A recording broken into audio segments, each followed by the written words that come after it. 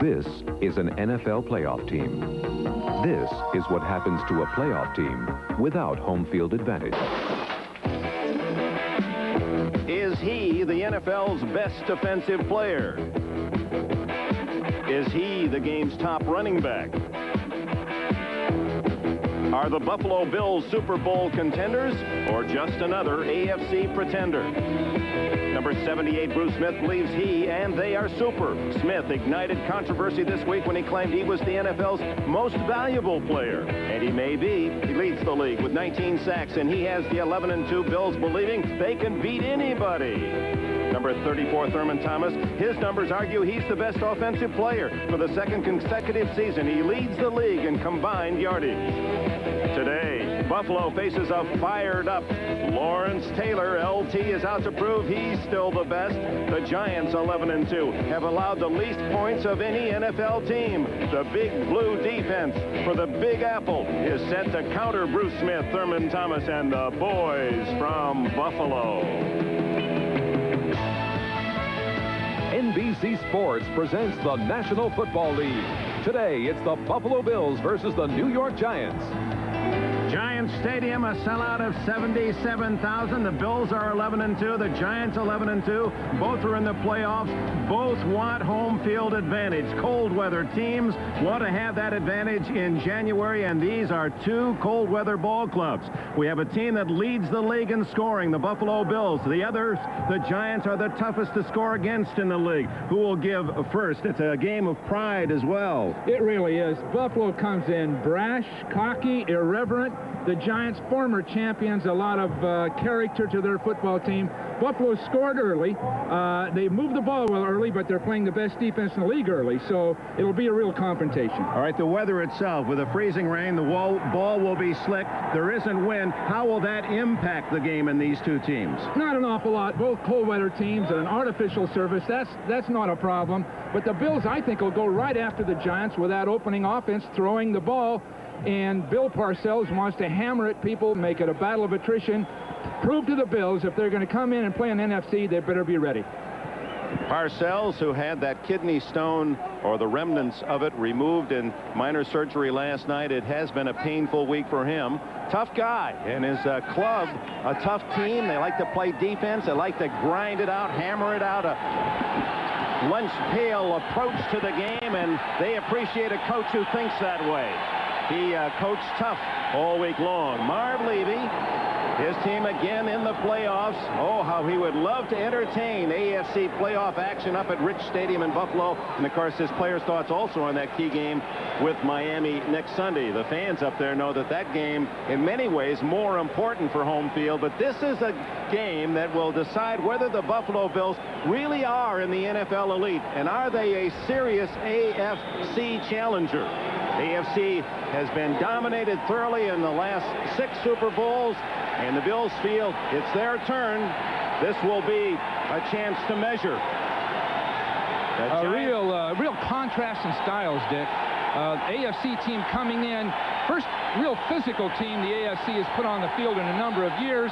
And this is, to me, the most interesting game of the year. The most, in a sense, it could be the most exciting, but these contrasting teams, one trying to establish itself, and the other trying to hold on to the real character that Parcells has developed in them over many, many years. Some legitimacy in this being a possible Super Bowl preview. Norwood's kick is short. Rookie Rodney Hampton at the 13. The ex-Georgia star, who would be a senior in college this year had he stayed in the SEC Conference, takes it to the 28-yard line. Here comes veteran Phil Simms and the Giant offense, Jumbo John Elliott. He'll be assigned to Bruce Smith most of the day. Roberts regarded as the best of those 5. Oates, Moore, and Riesenberg. Simms has Otis Anderson, now the number 8 rusher in history. Carthen the blocker, Ingram and Baker the wideouts, Bavaro the tight end. Those two go out in the 3 wide. Manuel comes in with Meggett, the leading receiver. Giants figure to be running away from Smith, and they do on first down as Louis Tillman drives to the 35-yard line. The That's just where they want to run, Dick. To their right, away from Smith. And they feel Leon Seals, as an example, is not a big, bulky guy, and they can get under him and drive him off the line, and they really did it. There they are, Seals, Wright, Smith, the front three. Talley, Bentley, Conlon, and Bennett are the backers. Those two go out. In the nickel, David Poole and Clifford Hicks, former Ram, come in. Williams, Odoms on the corners, the rookie Williams. Smith and Hagee at safety.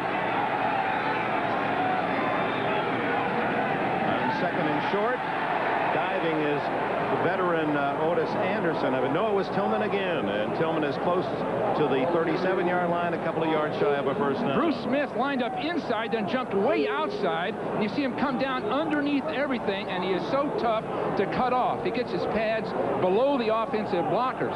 But before the ball was snapped, he was over the center lined up, then he moved well outside, then he slanted right back in. So they're going to move him around, especially on the right side. 4 sacks last week against the Colts, 19. That's 2 more than Derek Thomas of Kansas City for the NFL lead. 3rd down and 2. It's Tillman again. And it'll be close to a first down as he is hit on the flat by Shane Conlon, the former Penn State All-America, and Leonard Smith. That was the same power play they ran on the first play of the game, but that time they had to bounce it. Bennett really took on the fullback, and the play had to bounce, and they barely made it if they did. So Lewis Tillman, that's kind of a surprise. He starts and takes the first three carries, and it earns a first down. Now this play was designed to go off tackle. You see the double team down, but look at Bennett come up the field and take both the fullback and the guard on. Bennett is not a real physical player, but he is so quick. He beats people to the punch. So Parcells starts not Anderson nor the rookie Hampton, but Tillman, and the Jackson State star of a couple of years ago, gets the first 3 carries and a first down. Now this is surprising, Dick, that Tillman would start. Not that he's not a very good player. They've got a couple of guys playing in front of him that are pretty darn good. Tillman again, straight ahead, 41. I wonder if the weather, the fact that maybe Parcells feels that Tillman more reliable in handling the ball, although the veteran Otis Anderson is mightily highly regarded in that respect. Well, we know one thing for sure. You pointed it out. They're going to run to the right as much as they can. They'll just keep Buffalo honest when they go to their left. There's Otis Jerome Anderson, OJ. Here's a confrontation.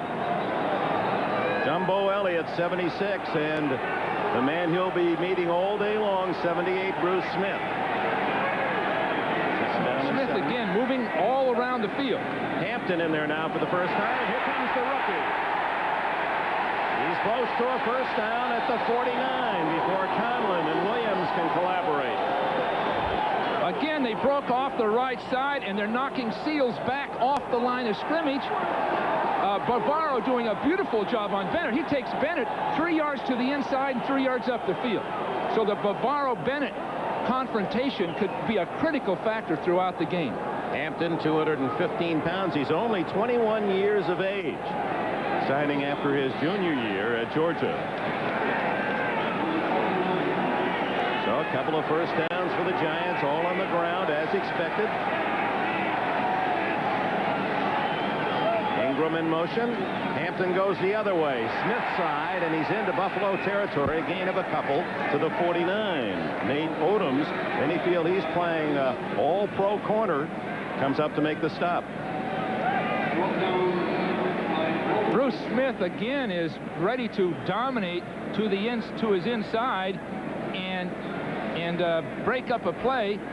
He is so tough. Look at him split people, taking the guard down and just creating a huge pile. Now that's what it's going to take to stop that awful tackle play. The fullback and the guard pull and run together. A great defensive player will take both of them down and leave the ball carrier stripped. Sims, hand off to Hampton, cuts back inside to the 40, could go all the way to the 9-yard line. Rodney Hampton.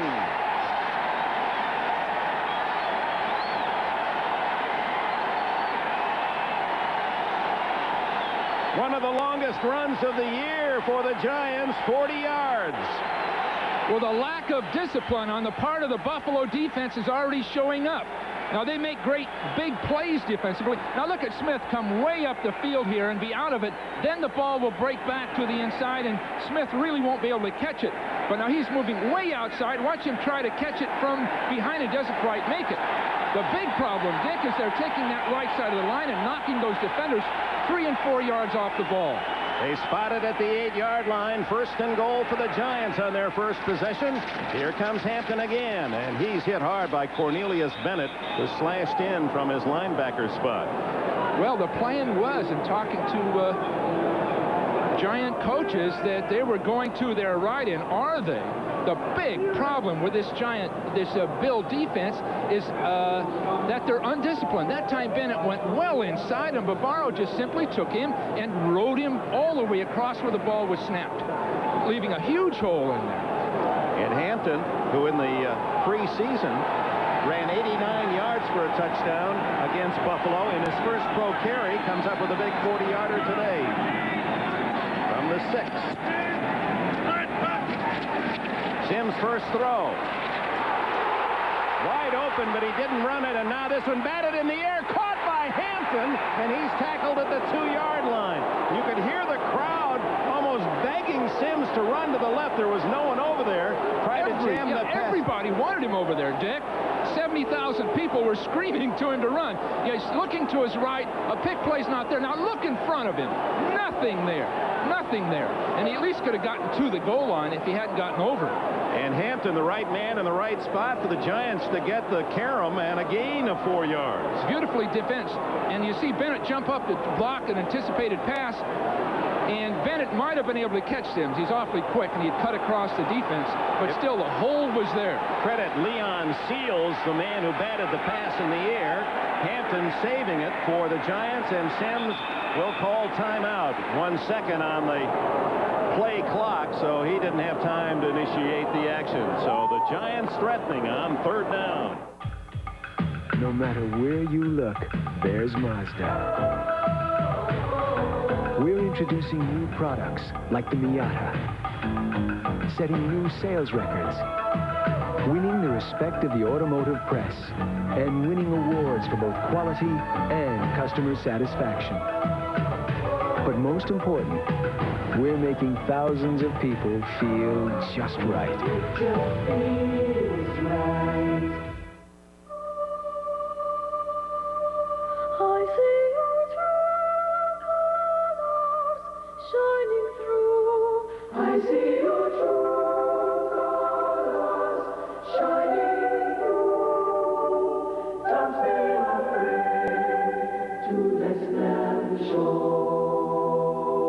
Catch the true colors of the season on Kodacolor Gold films.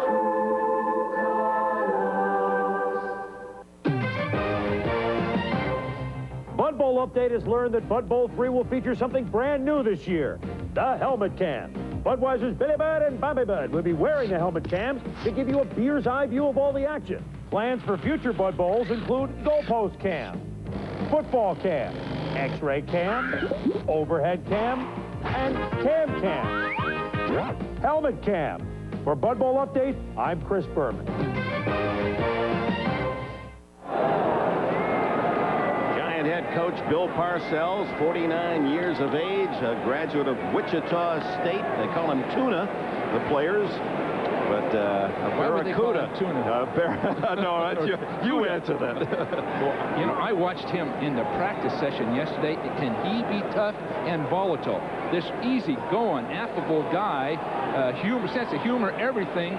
But when he sees something on that field, he is direct, and the players respond, and that's the bottom line in coaching. What do you think he's called here? 3rd and goal at the 2. Well, that tailback's going to get it and go to his right, is my guess.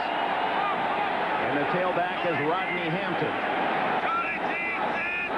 2 tight ends, Bavaro on the left. They run right. It's Hampton to the goal line. Did he get in?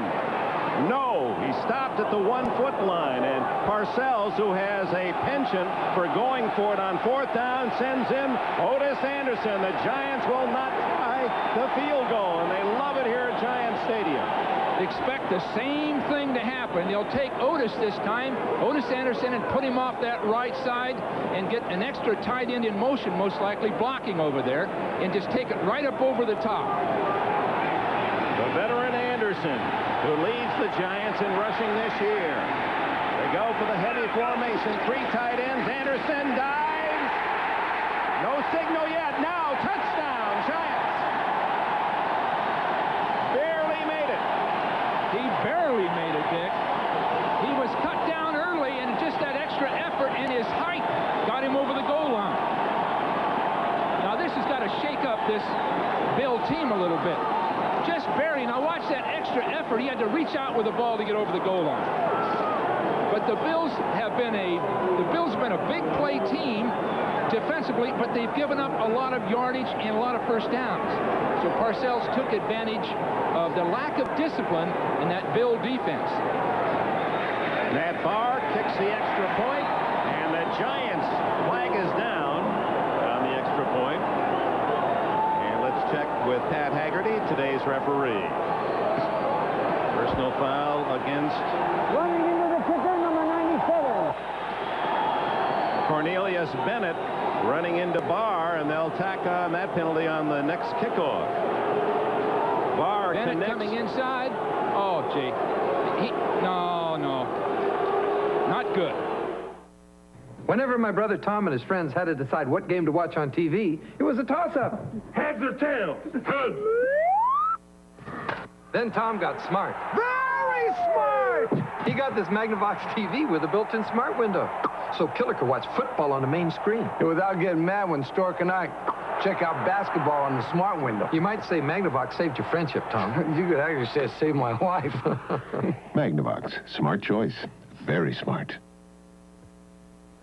For naming the Mazda MPV best in class, we'd like to thank Car and Driver. For ranking it the most trouble-free minivan, J.D. Power and Associates. For naming it one of the top 10 import buys, Motor Trend. And for making the Mazda MPV the best-selling import minivan, we'd like to thank the Abbotts, the Ackermans, the Adisheks, the Agarans, Mazda, it just feels right. the Altons, the Ammermans, the Andersons.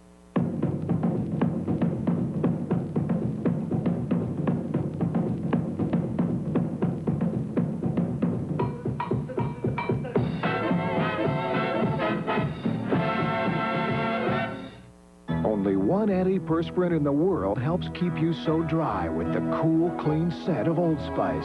Only one deodorant in the world has so many odor-fighting ingredients with the cool, clean scent of Old Spice. There's only one Old Spice. Now this is the heavy formation. 2 big, powerful tight ends, Bavaro and Cross. But look at Smith, Leonard Smith, come in here and almost make the stop behind the line of scrimmage. He comes right under everything and almost gets there. In that time, Howard Cross should have cut him off, or it would have cost the Giants a touchdown. Well, that was a one play, 1 yard that really could have turned the complexion of this game early. The Giants score. Bills, had they been able to hold, that certainly would have given them a tremendous emotional lift.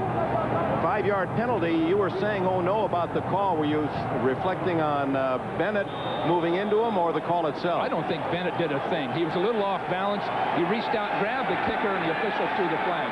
Well, that's an unnecessary penalty. This is Al Edwards, the rookie for Buffalo, and he is buried at the 26-yard line.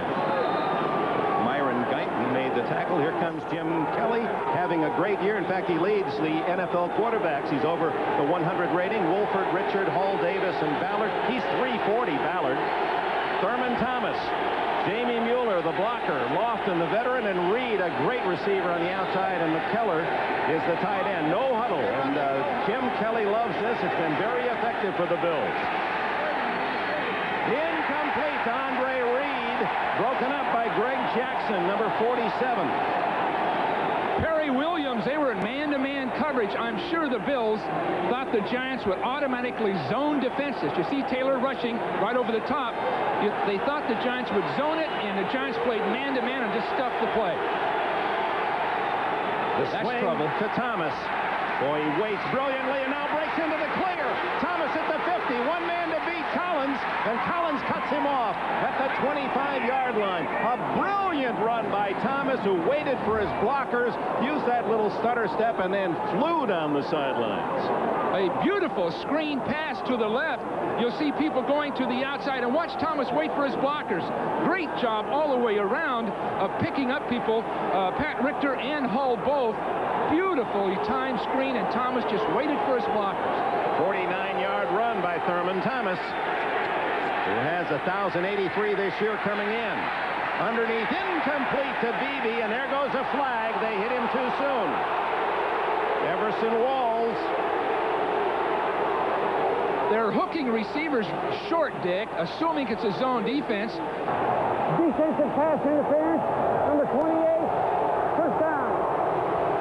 And the Giants are just not retreating that far.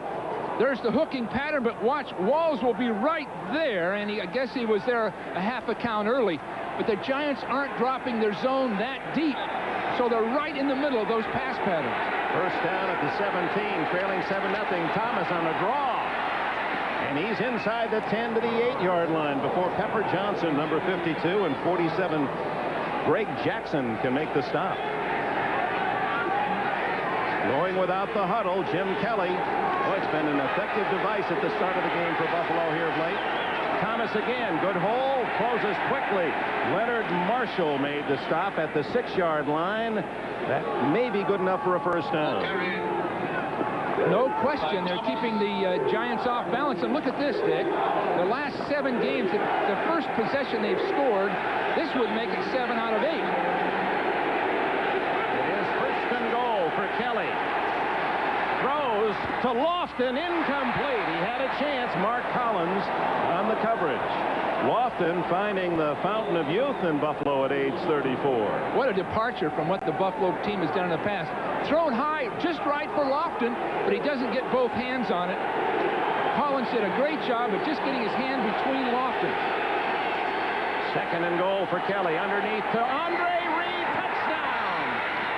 And that's what Reed does so well, working in that linebacker area. He's fast and he's strong, and Reed, who has the all-time record for Buffalo at touchdown catches, adds one. He now has 38. He did the same kind of a pattern for 70 yards against Philadelphia. Here they're on the goal line.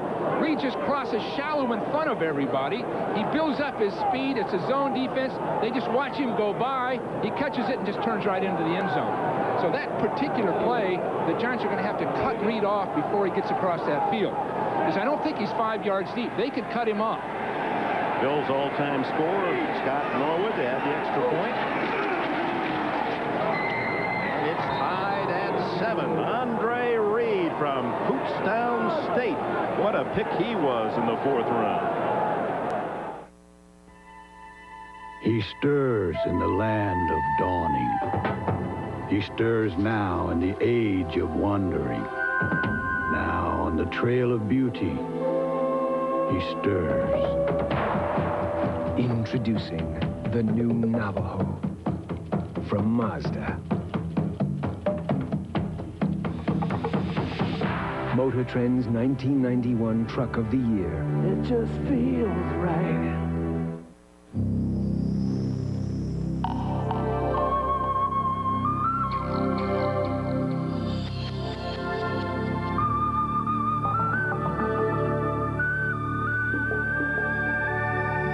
Some men would rather live their lives sheltered in the harbor, and some would rather sail into life with the unmistakable scent of Old Spice.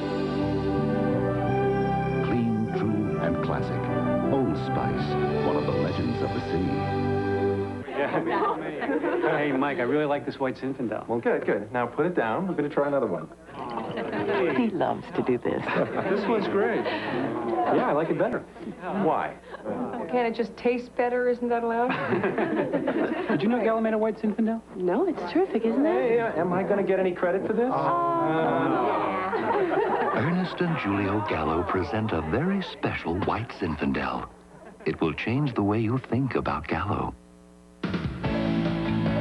NBC Sports coverage of the National Football League is brought to you by Mazda Cars and Trucks. Mazda, it just feels right.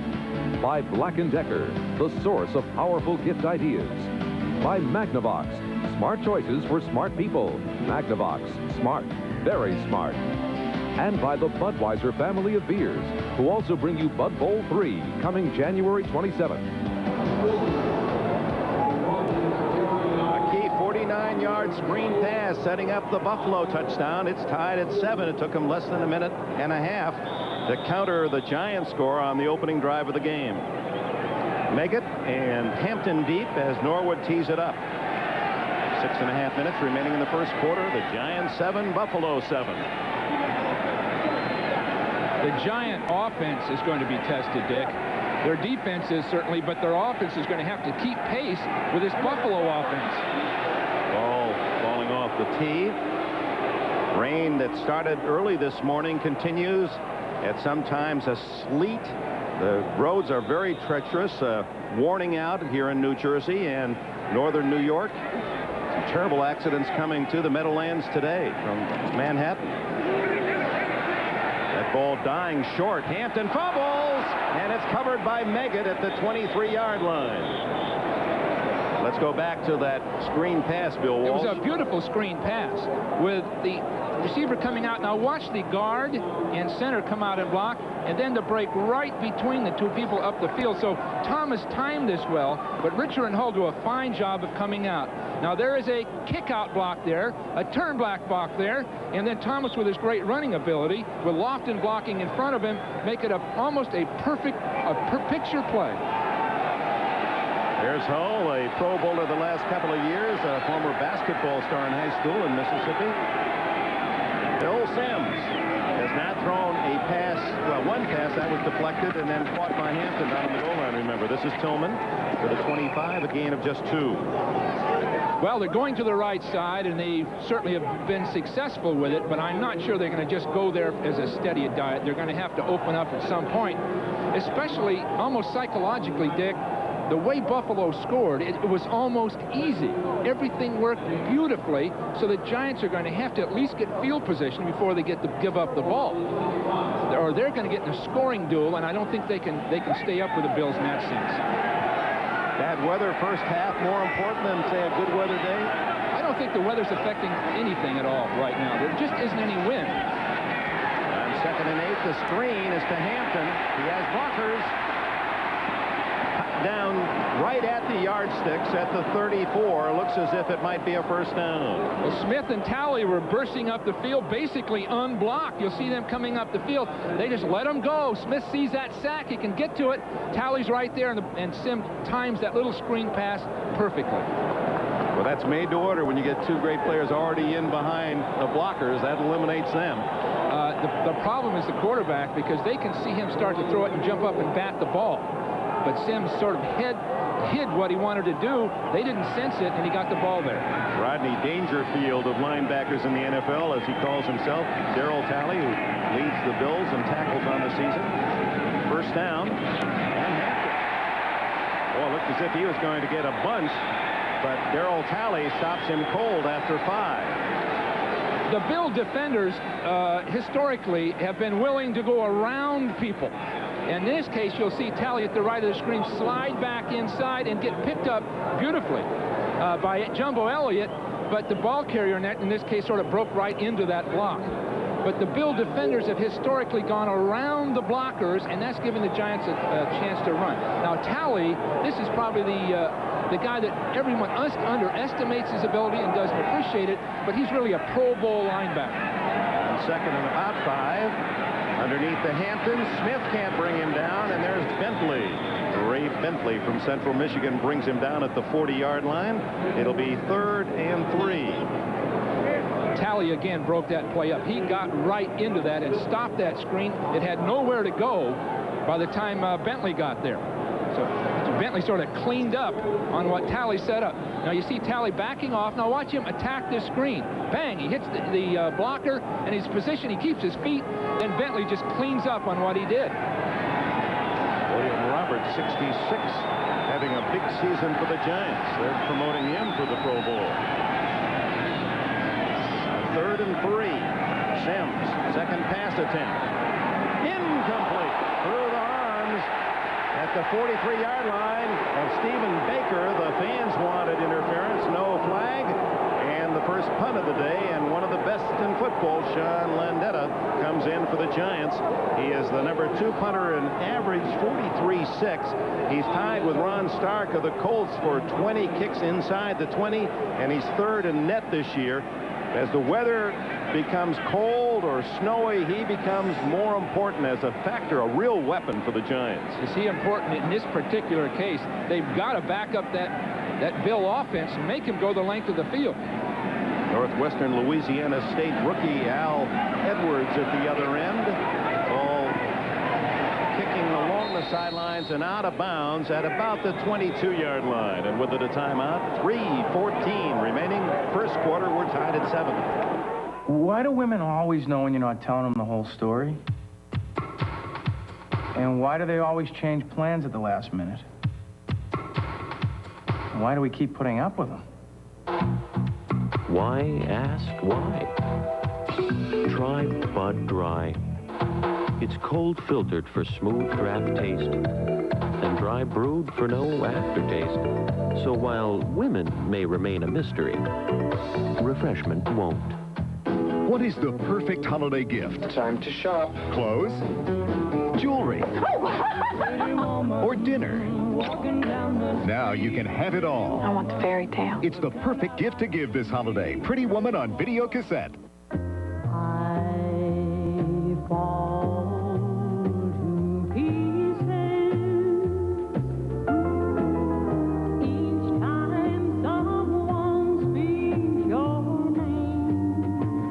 While few race cars are lucky enough to even see the finish line, the rotary-powered Mazda RX-7 has won more races than any other car in IMSA history. The Mazda RX-7. A question. What brand of toothbrush do you think dentists use? Okay, Rob, show us. Oral-B. Oral-B. The toothbrush more dentists use. The Bengals, the Raiders, Boomer and Bo. Sunday. Welcome back to Giant Stadium. The Bills with their second possession. Quick look at the Giant defense. Washington, Howard, Marshall. They're nicked down in that pit area for the Giants. Banks, Diassi, Pepper Johnson, and Lawrence Taylor. Terry Williams comes in the nickel to join the back 4 of the Giants. Collins and Walls, Guyton and Jackson. The Bills are going with 3 wide receivers. The Giants barely got an extra defensive back in time. So the Bills want to stretch out that Giant defense and throw the ball. Lots of time for Kelly, and he finds his relief man, Thomas, much like the play that Bill Walsh showed you in the NFL Live segment, out to the 25-yard line, a pickup of 3. Well, the Giants will go with just 2 down linemen and 5 linebackers. That no huddle, Bill, so we're right back to action, and underneath it goes, almost intercepted and then caught by McKellar, the tight end, who played only 1 year of college ball. And Carl Banks makes the stop, but not until the Bills have a first down at the 35, a dangerous pass.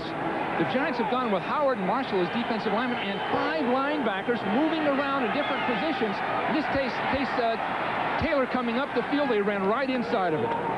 Thurman Thomas for 5. Banks and Johnson, the tacklers. That no huddle, we got a hint of a lot of no huddle, but this is a lot more than I expected, Dick. You'd wonder that the Bills have a lot of confidence going right out there, no huddle, in a strange setting like this.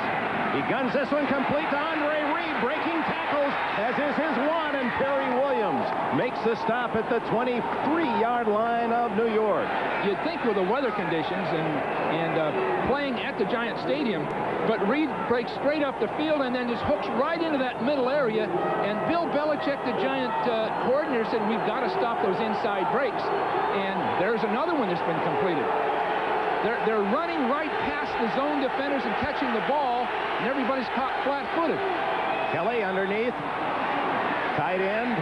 No, it's Reed again at the 20-yard line, and this a rare time he's tackled immediately as Carl Banks brings him down at the 20-yard line, so a short gain of about 3. Now, there's only so much of this no huddle that the receivers can handle because they'll get winded. Kelly throwing toward the end zone, almost intercepted by Mark Collins.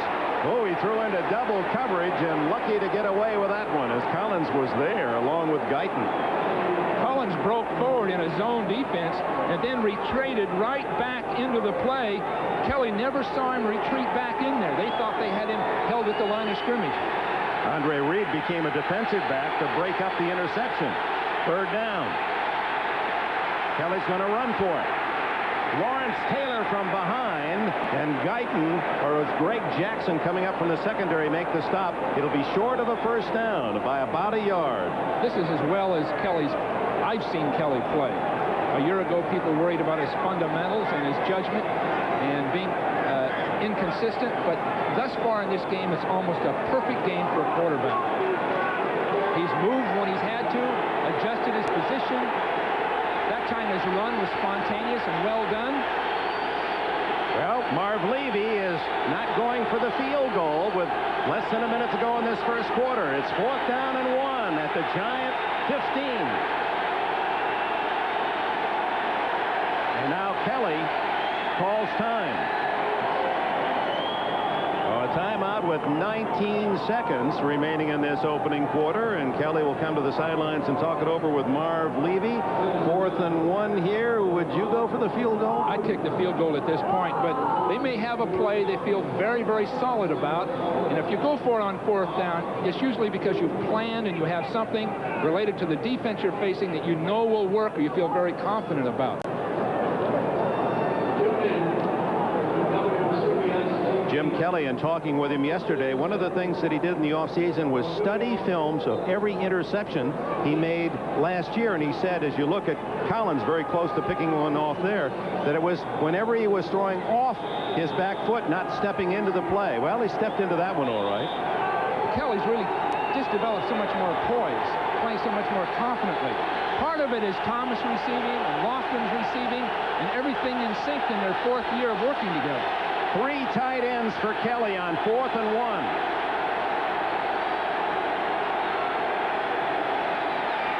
Thomas right into a stone. No, Don Smith. And on 2nd effort, he might have squeaked forward. He's at the 14, and this will require a measurement.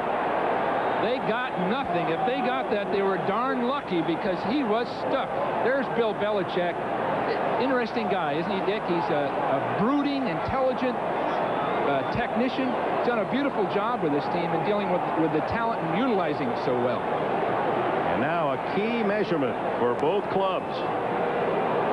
Tied at 7 with 12 seconds left in the quarter. Well, if the Bills had a play they thought would work, it came close to not working. Just enough for Don Smith, the former Tampa Bay Buccaneer. Wait, they're going to remeasure here. There may have been a little hook in the chain there. There's Taylor. Smith's 2nd effort. Does Taylor expend himself in football? He just threw his body in there. They remeasured. Pat Haggerty wasn't satisfied with the chain really being all in line. Bill, he knew it would be tight. And Marv Levy's Bills have a 1st down at the Giant 14. They're going with 3 wide receivers every play. Thomas picking his hole, slashing down to the 6-yard line. And it takes half the Giant defense to stop him after a gain of 8 more. And Thomas having a banner 1st quarter that comes to an end tied at 7.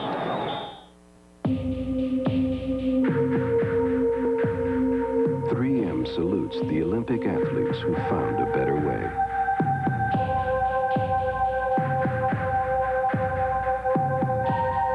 Whose ideas were so original, there's no going back. That same innovative thinking led us to invent Scotchgard brand protector, and things have looked newer longer ever since. 3M, innovation working for you. In a civilized society, a personal grooming lapse can result in a mortifying loss of station, so it behooves one to emanate the proper air. But with Right Guard Sports Stick, one gets maximum protection. And with a plethora of ambrosial aromatics, it is virtually impossible to pick up the wrong scent. Well, off to the foxes. Right Guard Sports Stick. Anything less will be uncivilized. Hi, Chuck. Hi. You know, Ace is a place for all kinds of holiday stuff. From the tree and all the trimmings Well, we to have the right lots of- stuff to put under it. Oh, you mean Hey, gifts and- let me tell you, when it's time for ho, ho, ho, Ace is the place for me. Ho, ho, ho. Yeah, ho, ho, ho. You know. Some people think it's a great idea for you to buy a second-rate antifreeze. Not all antifreeze is the same. Nothing beats Prestone. And that's something you might appreciate down the road. Isaiah Thomas. Michael Jordan. The world champion Detroit Pistons take on the Chicago Bulls. It's a special Christmas Day presentation of the NBA on NBC. Stuff Daddy needs stocking. Now watch the pulling tactics right here of Richer and Wolford coming through that line of scrimmage. And in this particular case, Dorsey came too far up the field. Look at those blocks, and Thomas cuts right in behind it. So the call itself was timed perfectly. Everybody coming up the field to pass rush, and they trap and pull the backside tackle through the hole. We open the second quarter. Dick Enberg and Bill Walsh at Giant Stadium on a rainy, freezing day in the Meadowlands. You wouldn't know it by the way they've moved the ball, 7-all. And this drive continues for Buffalo. 2nd and 2. Thomas to the 5, and then twist for possibly another first down if he's inside the 4-yard line. And Thurman Thomas has really been a brilliant player, and perhaps not earning the credit nationwide that he deserves. Here's a guy, he said he even flew in to see his old buddy Barry Sanders. Can you imagine a team that had, well, Thomas was so good, Sanders had to sit on the bench behind him as a sophomore at Oklahoma State. Well, he said with Sanders, as soon as they saw Sanders, he said that's going to be great. Maybe they didn't realize Heisman Trophy, but Sanders was a bright young star. But this guy is so underrated, probably because he doesn't get the publicity and doesn't talk about it that much, but he can do everything. He twisted all the way to the 2-yard line. Here's Thomas looking for the end zone. He is in for a touchdown.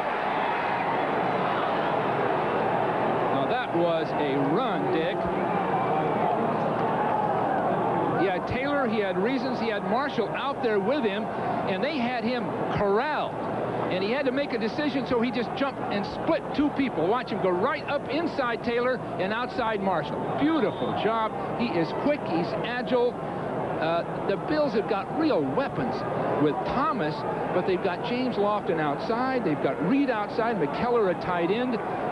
With Kelly, this team is potent, really potent. Thomas with his 10th touchdown rushing this year and his 12th overall. Norwood adds the extra point, and it's the Bills leading 14-7 in the first minute of the second quarter. Well, tomorrow, more outstanding NFL football action. We have a doubleheader here on NBC. You look at the AFC West, and Kansas City will be involved with the Houston Oilers, who are tied for the Central Division lead. And there's a lineup: Houston, Kansas City, Warren Moon against Steve DeBerg. How about Seattle and Miami? That one. I didn't realize Seattle's already at 7-6. I kept thinking they were having a losing year. People are talking about them in the playoffs. What a beautiful job by Chuck Knox of bringing that team back from oblivion. And Pittsburgh, New Orleans, Indianapolis, and the Jets here at the Meadowlands. And then the late games. Boomer Esiason, the latest report is it looks as if he will play against the Raiders and that tough defense in San Diego. They still have a long shot chance against the Broncos. I understand that you're so involved with this doubleheader, you don't even want to go home tonight with me. You're going to stay here to be on NFL Live. They've asked me to take over NFL Live. They got Bob Costin doing some ice fishing up in the Northwest, and I'm taking over. Dick, would you like a spot? I've got to get home for the kids' recital. I'd be pleased to join you otherwise. Well, Bob, bless his heart, will be up north, and everybody will relax around there. Oh, my. Thurman Thomas.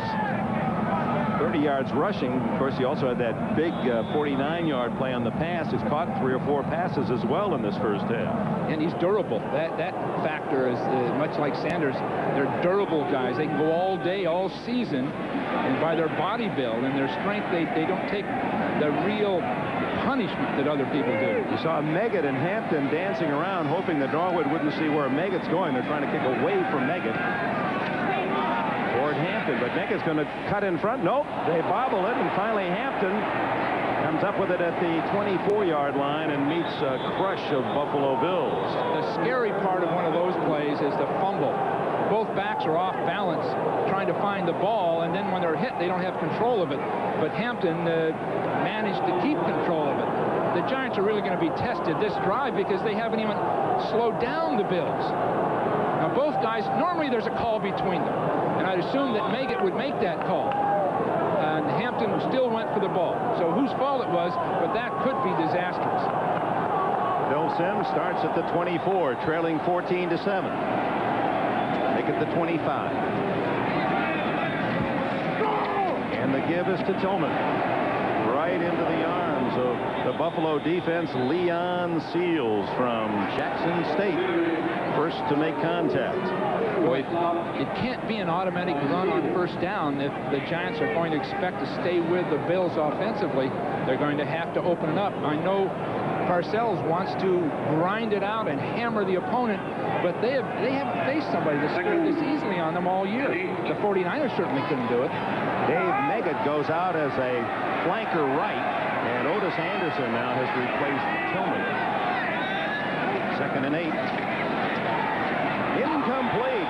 Bentley flaps that left hand out there and knocks it away from Bavaro.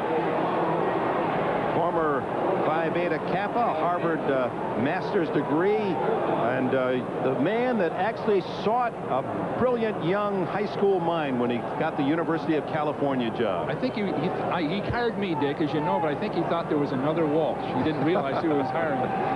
He said they used to draw these tricky plays, and he would have an eraser in one hand while you were drawing with the other. My left hand drawing him, his right hand erasing him. 3rd down and 8. Sims under pressure, gets it off to Baker. And Stephen Baker has a first down at the 44.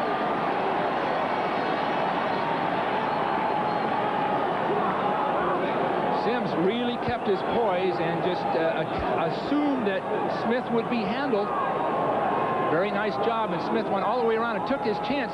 But both teams are running crossing patterns and getting people running across the field, and they're not staying with them. Now, here's a good job of Smith and oh boy, is he fast. They were concerned that Jumbo Elliott couldn't stay with him, and he didn't that time. Sims stepped up just in the nick of time. The toss to Otis. He's met by Shane Conlon after a yard or two gain. There's Conlon, named after his dad's favorite movie that starred Alan Ladd. Well, this is a great player also. The Bills, after years of losing, were able to draft early people like Conlon, certainly Smith, Bennett, any number of these guys, and they finally have been able to put it together with a truly talented team.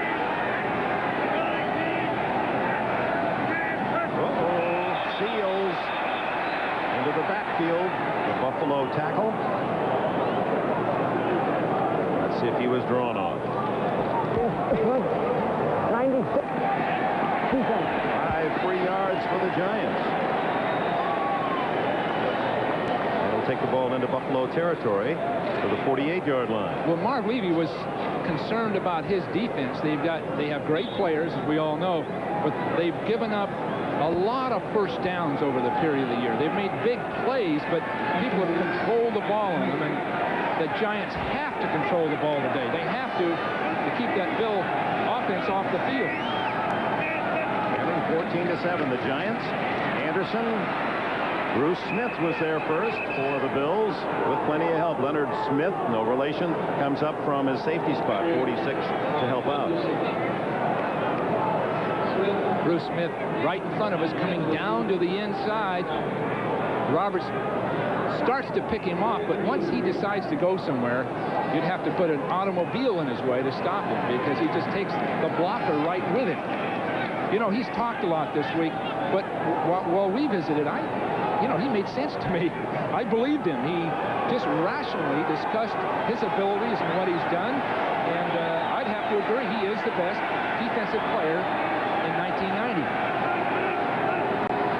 On 3rd and 2, Anderson hit in the backfield by you-know-who. Did he get across the face of Roberts that time? He lined up on the outside shoulder of Roberts and just slashed right inside of him and took the whole side of the line out. Flag is down. And it would appear to be against the Giants. 65. This is great football. Watch Smith come down inside and cut off the entire play. Nobody even slowed him down. He gets his pads underneath people and just washes them right down the line of scrimmage. Oh, another all-pro play by Smith that forces Sean Landeta and the Giants punting team to come on, and the rain continues to fall here in the New York area. Now let's take a look at Lawrence Taylor and Bruce Smith and tackle. Smith up 5-2. No sacks in the game thus far. Smith has the advantage of moving around in that defensive line, so he can be closer to the ball than Lawrence more of the time. Landeta drives this one at Al Edwards and lets it bounce. And the Giants will take advantage of that. 2-yard line. 48 yards for Landeta. When we return, Buffalo will begin near its goal line.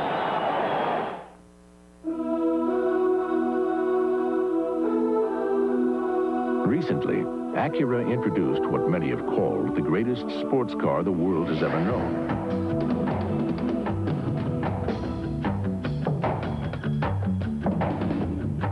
Our latest idea is somewhat bigger, the new Acura Legend.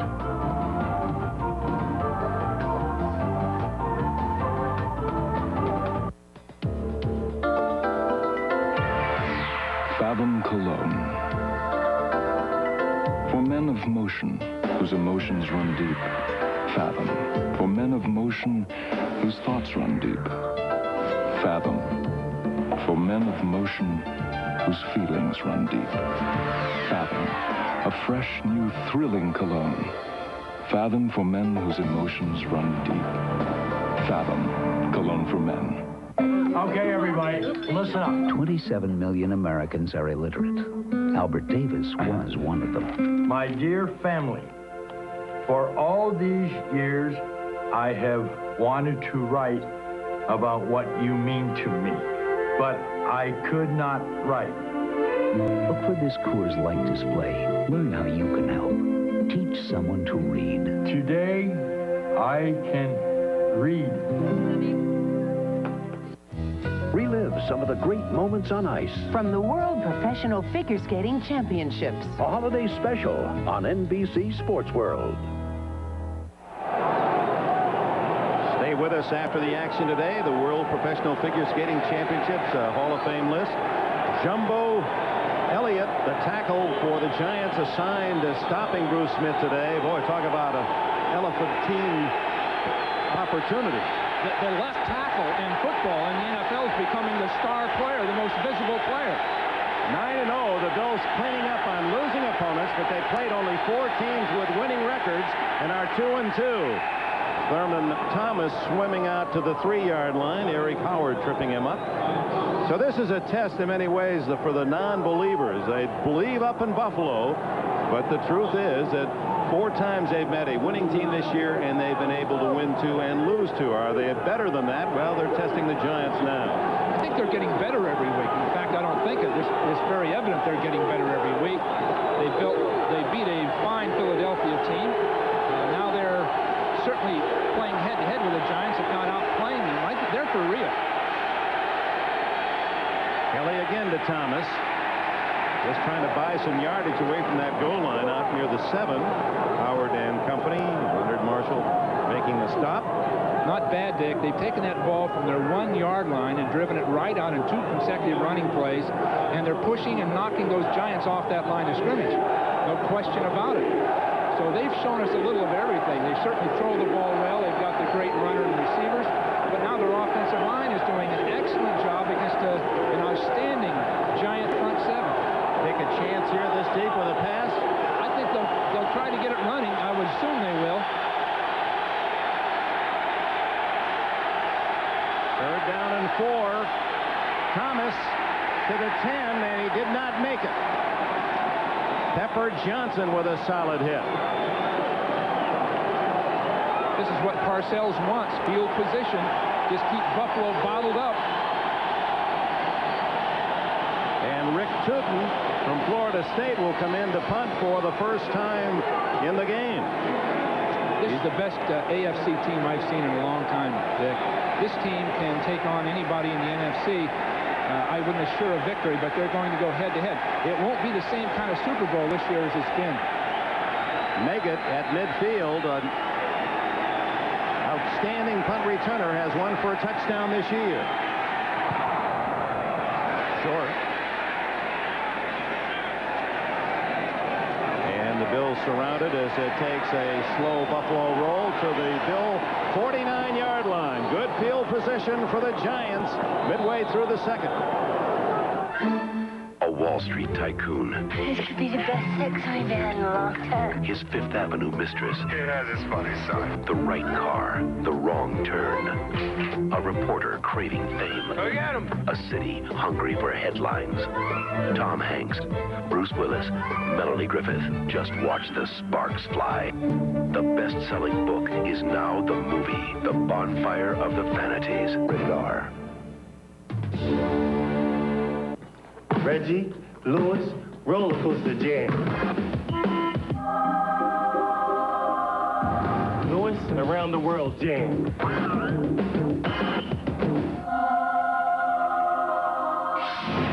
Reggie, reverse jam.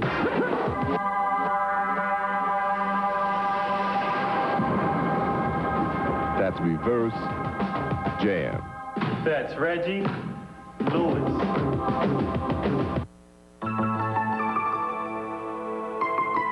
Upon its introduction, the first Acura Legend set a new standard for performance sedans.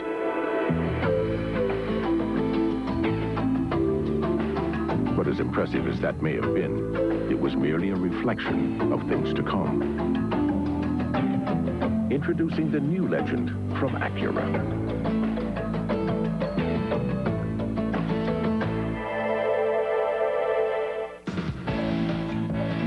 NBC Sports coverage of the National Football League is brought to you by Acura Automobiles. Experience precision-crafted performance. By Castrol GTX, engineered for today's smaller cars. By Levi's 505, 506, and 540 jeans. And by Coors Light, the one that won't slow you down. The Silver Bullet is the right beer now. This will really be interesting, Dick. Right here, 8 first downs for the Giants. They've started a series 8 times, all rushes every time. So you'd assume the Bills are going to zero in for the run, and this is the stereotype they have to break. 14-7, Buffalo leads. 8:13 remaining in the opening half. From the 48-yard line of the Bills, Sims throws for the first time on first down to Baker, and he drops the ball. Rookie James Williams, the top draft choice of the Bills this year from Fresno State, on the coverage. The Bills dropped deep. Baker stopped short, and he wanted to run with it before he caught it. That's what you always have to warn that receiver. Now watch him start to run before he catches it, trying to make something more out of it. That time, by the way, Roberts really blocked Smith well. They've moved Smith in over the left guard a good part of the time now. They think that's probably a better matchup. Sims.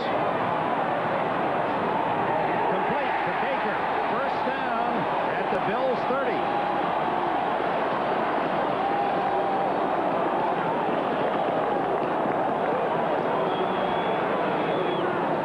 They moved Sims outside, and you watch an out and up pattern, then he stops again. A beautiful job.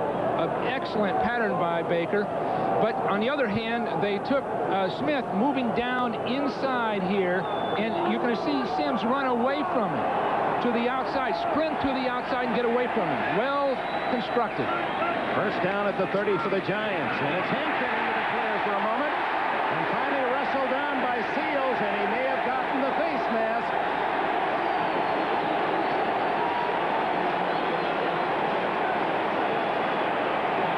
At this point, this is the best game we've had, Dick. It really is.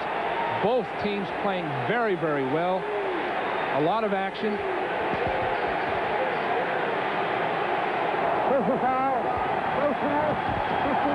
A 15-yard face mask. He had to have grabbed it and held it purposely. It didn't just brush over. Fine job of cutting back to the outside, and there he's holding onto it to make the tackle. That's 15. And with a towel protecting the football to keep it as dry as possible, they mark it half the distance down to the 10-yard line.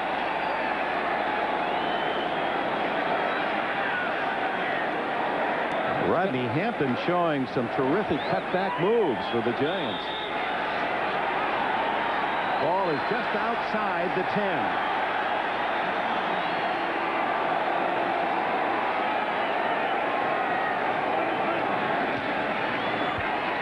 Hampton and Shane Conlon there quickly to stop him after a short gain. Cornelius Bennett chasing the play, got a piece of the action as well. He wanted to cut back when he got the ball. It had worked the previous play, so he started left and knew where he wanted to go. But he really didn't give, Hampton really didn't give the Bills a chance to pursue. He started over there, and they were all waiting for him. A lot of real talent on this Bill defense, individual players. As a unit, they don't play like some of the great ones, but individually, they really have ability. In motion, and then to give to Meggett, and Meggett to the 6-yard line. Now they were hoping to catch the Bills keen on Meggett as a receiver, and instead they gave him on a little delay, but the Bills reacted well. Leonard Smith, former Cardinal, he was a #1 pick in '83, become the extra wide receivers. '84, Kyle's a rookie from Howard in, and Baker returns as well, and so Buffalo counters with the extra DBs, Hicks and Poole. Hicks and Poole are good players, but not great ones. That's where, if there's any advantage, the Giants will have it with those extra receivers against the extra defensive backs. 3rd and 5. Sims throws it away. He was under pressure and looked as if the ball might have slipped a little out of his grasp. Baker was the closest Giant, and here comes veteran Matt Barr to try a field goal. Again, Smith is a factor, coming up the field and coming right back underneath, knocking Elliott back, and poor Meggett had to, Dave Meggett had to sit there and just sort of absorb him as best he could. But regardless of what happens to Elliott, if he can just get in the way, he's doing his job. He can be embarrassed, but he can still be getting his job done. Well, Allegre injured in the 3rd game of the year. Bauer has taken over, and the veteran makes it 13 out of 17 since joining the Giants. That one from 23 yards. Just under 6 minutes left in the half. The Bills' lead cut to 4.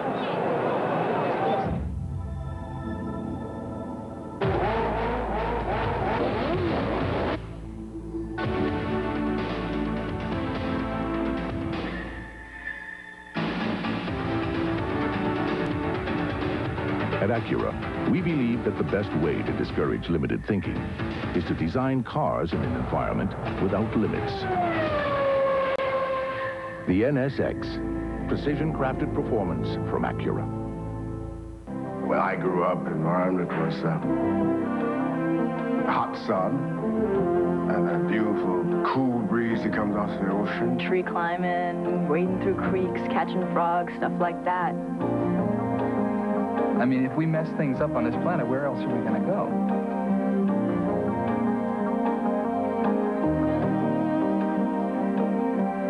Got to think about our kids, you know. I'd like to have grandchildren.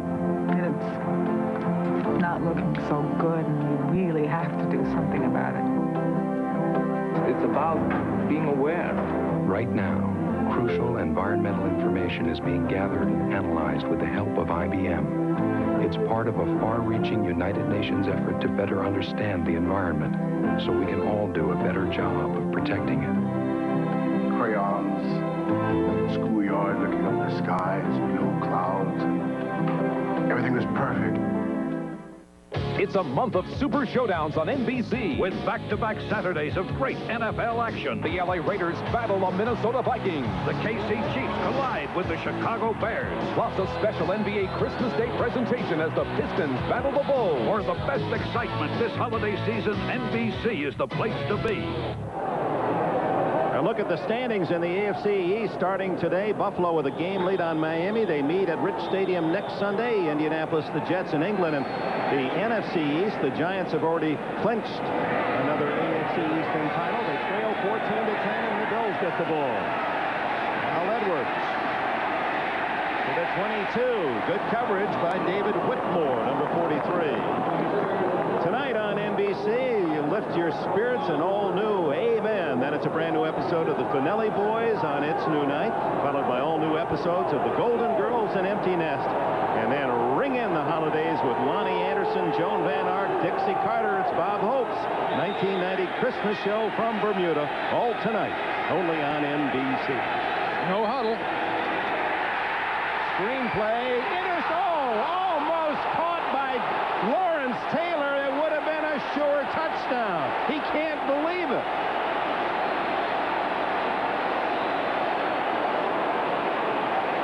Would this have added to his mystique to come back and bring his team back that well? He's unblocked, and you see Banks really putting the heat on. It was a screen pass. You see Taylor handling the screen pass well. Beautiful spot, but really he had a guard in front of him, and Davis was right there. That wasn't as wide open as it first appeared. That would have been a tough play. He had to contend with Davis, and then Taylor. And Jim Kelly's been hurt as he delivered that last pass. I believe he was hit by his own man. And only in this area would you hear that big a roar for an injured player. I hope that's not serious. You never know.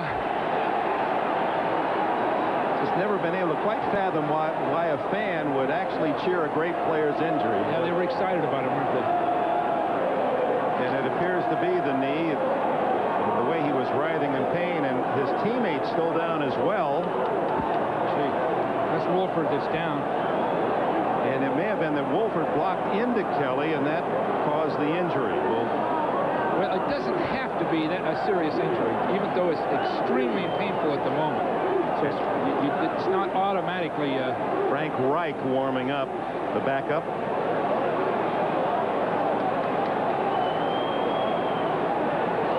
Kelly, who's had a solid season, as we told you, the best numbers of any quarterback in the NFL, a rating of over 100, 23 touchdowns, 9 interceptions. It appears that Carl Banks is the man, his defensive force, driving Wolford into his own quarterback. And Wolford injured as well. That's a double hit. Perhaps the best lineman and the top quarterback down on the same play.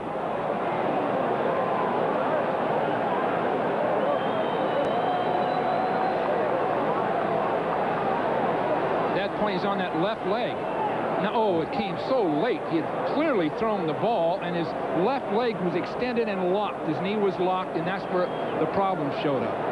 But it may not have been a blow from the side, hopefully from the front, and that wouldn't have created more of a bruise than a ligament damage. And meanwhile, Wolford, the left tackle, 295-pound tackle.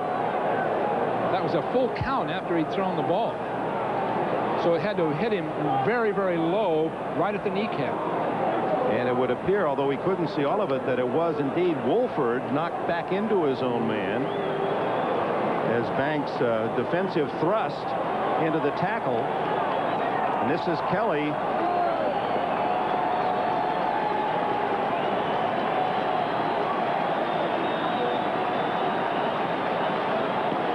Here's another angle.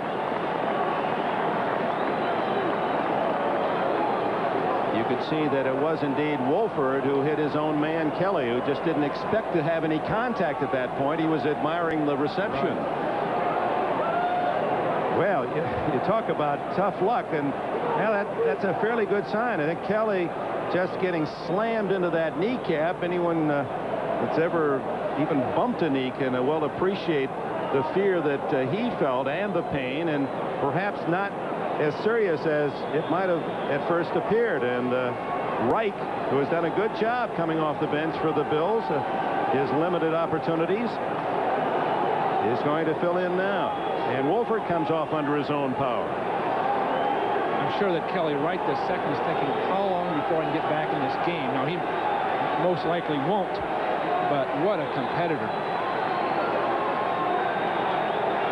So at the 5:30 mark of the second quarter, the welfare of one of the top quarterbacks in the league is crucial. And Reich, who played at Maryland, he was the backup to Boomer Esiason there. They're still good friends and business associates. You saw he's thrown only 13 passes this year. It's third down and 3. And Thomas to the 30. That's not enough for a first down. Leonard Marshall, number 70. And let's see who gets up last here. 74, Eric Howard. Kelly is moving around. We can take a look here. He's starting to put weight on it. Very well could have been a bruise right in the front of the knee rather than a strained knee from a lateral contact. Now that the real character of these Bills will show, because they're going to have to pick up after the loss of Kelly. Dave Meggett back at the Giant 32 as Tootin to punt for the second time. End over end and short to let it bounce. Ooh, almost hit Guyton. Takes a good Buffalo roll to the 20-yard line.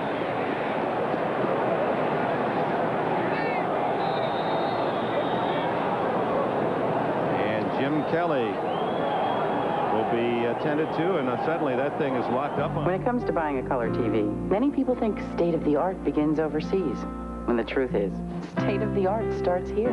You just have to know what to ask for. Ask for the only TVs with a great picture and 4 ways to enjoy stereo sound, like Bose and Dolby Surround. Ask for picture-in-picture with triple flashback. Ask for the hottest ideas in home theater. Ask to see a Zenith. For true innovation in television, quality never looked more like a Zenith.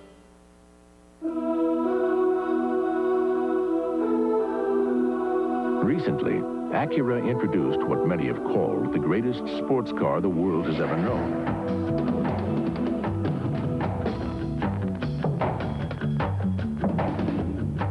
Our latest idea is somewhat bigger, the new Acura Legend.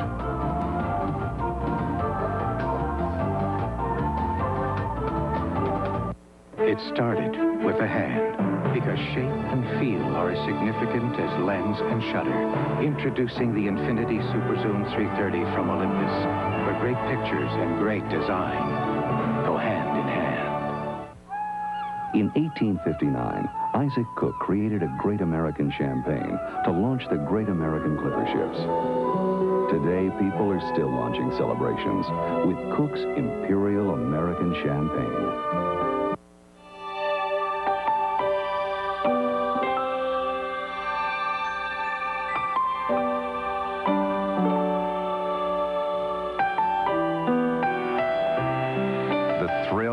Lifetime, and yours, the NBA on NBC. On the punt, that's Kelly with the red coloring on the shoulder pad area. He gets so involved in the ball rolling for a 50-yard punt. Watch what happens. He cheers it on and puts pressure on that knee and realizes it's more serious than he had thought. Giants trailing 14-10 with 4 minutes left in the half. Take over at their 20 and hit in the backfield is Hampton. And he's ripped down by Darryl Talley.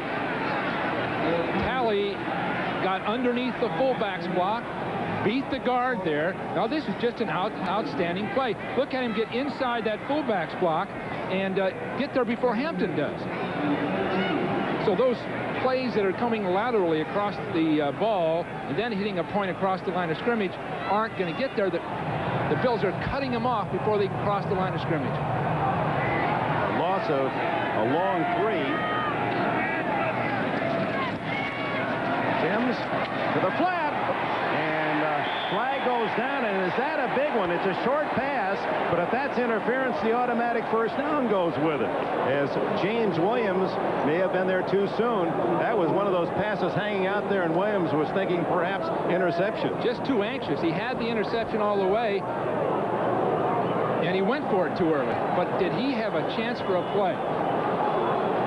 So it's a 4-yard play, but a first down on 2nd and 13.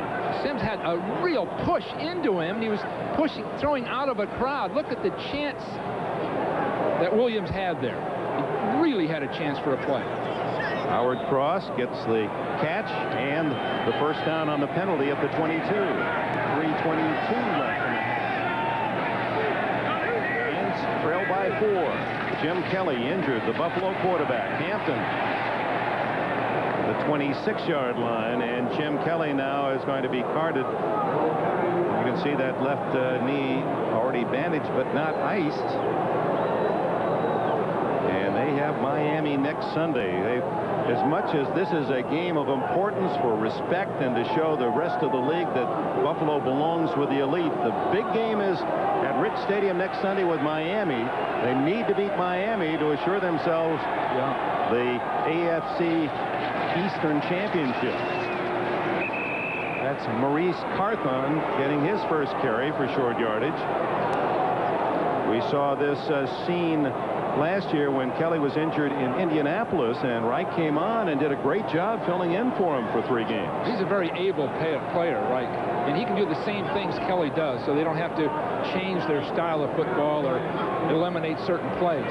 But I'm surprised Kelly wasn't taken right into the dressing room and looked at immediately. You know, they let him stand on the sideline, so they must not have thought it was very serious initially. A freak collision, and Jim Kelly perhaps through for this day. It certainly would appear so, as we're at the 2-minute timeout with the Buffalo Bills of the AFC leading the NFC Giants 14-10. When the only thing better than making it to the top is making it to the bottom. It's the right beer now. Because you know looking good isn't just for summer.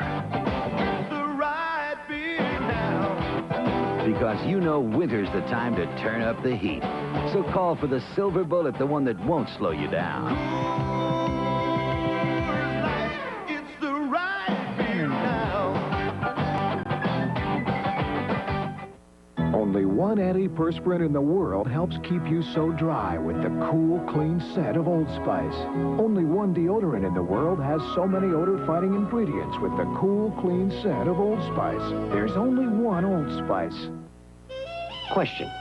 How can Americans save 4.2 million gallons of gasoline a day? By properly inflating your tires. Let's put our energy into saving it.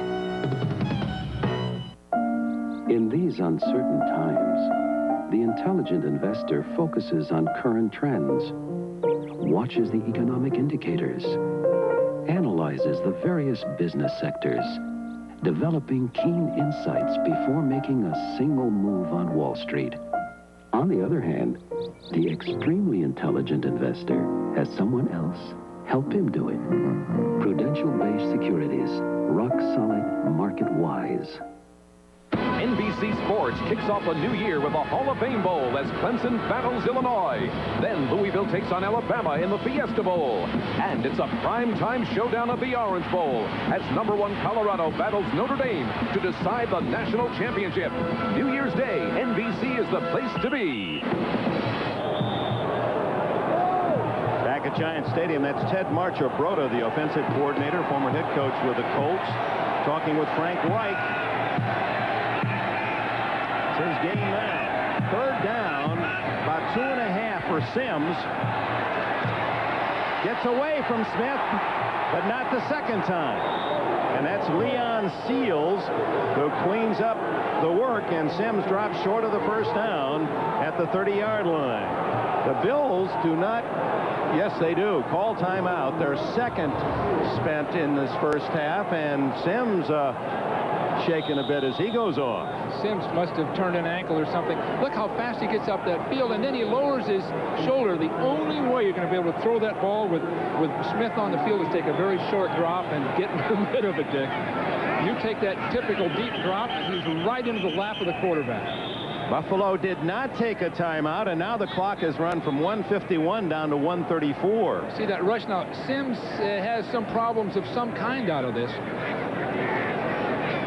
Seals catches him from behind, jamming that knee into the wet turf, but he appears to be okay. He just jammed that one, but he's tough. He'll be back, no question. But Bruce Smith just changes the entire perspective of the game. Now here's Wolford coming out. He was out 4 or 5 minutes ago. He left the field. Now what could be wrong? He's running well. His arms are moving nicely. He's not holding anything. It must not be too serious. Couldn't be too serious. So with a delay, losing 17 seconds, Buffalo finally stops the clock as, of course, Landette and the Giants were going to use up all they could. Al Edwards back at his 31. Buffalo leading 14-10 will get another chance before the intermission. Low line drive. Edwards again lets it bounce. Looks for a block. And gets to the 32-yard line. Robert Roscoe, tight end, makes the tackle. And let's see how Marv Levy plays it with 1:21 to go and one timeout with a backup quarterback. All signs would say take it easier, wouldn't it? Normally you would. Reich has always played well. He came in and has done admirably well. He's got more than average ability. So they may just unload him and just go. Boy, he was sitting on the bench behind Boomer at Maryland. Then as a senior, had big numbers. Third round pick by Buffalo in '85. And they're going to go for it. To the tight end, McKellar. And the former basketball star at Jacksonville State of Alabama gets good yardage and stops the clock at the 44-yard line. Gary Reasons missed a tackle. Number 55 missed a tackle that he should have made. Allow Buffalo to get out of bounds, stop the clock. The Giants just have to do a better job of tackling those crossing receivers. Now there's that two-man line with a three-man rush against his own defense. Can't hang on to that one as Reasons with him.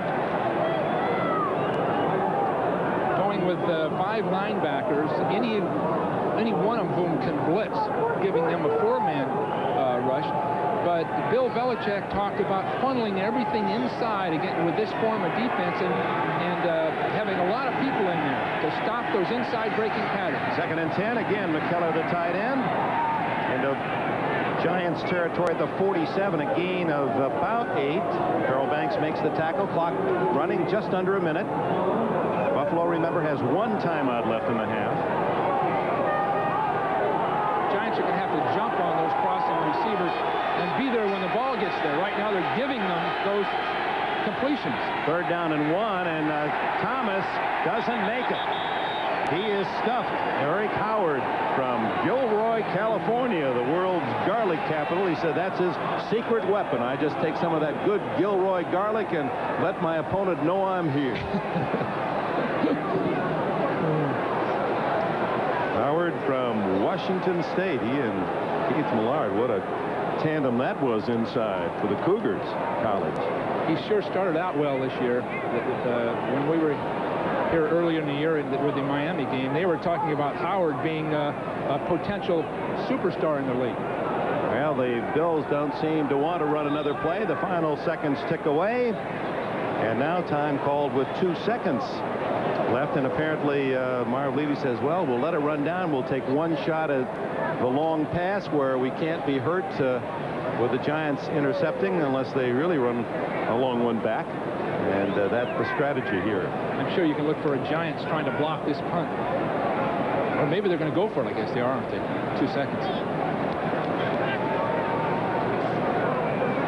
Well, the injury to Kelly really cast a pall on this crowd, didn't it?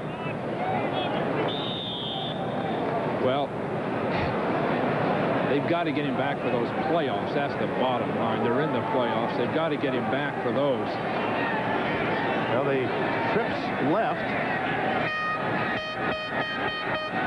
And the Giants send 2 men all the way back inside the 5-yard line. Hoping for a carom or a lucky bounce. Whoa, almost got it. Broken up by Pepper Johnson. The end of the first half. The Buffalo Bills leading the Giants 14-10, but of concern for the leaders and Marv Levy, the welfare of Jim Kelly. We'll have all that for you when we return. First, we go to Bob Costas and NFL Live. All right, Dick, thanks very much. I'm here, of course, with Will McDonough, and as Dick Enberg said, coming up during the halftime show, we'll have a report on Jim Kelly's condition. O.J. Simpson is there at the Meadowlands. He'll speak with Buffalo's team doctors, and we'll get an updated report. Plus, Gail Gardner visits with Houston quarterback Warren Moon, who's having the greatest season of his career.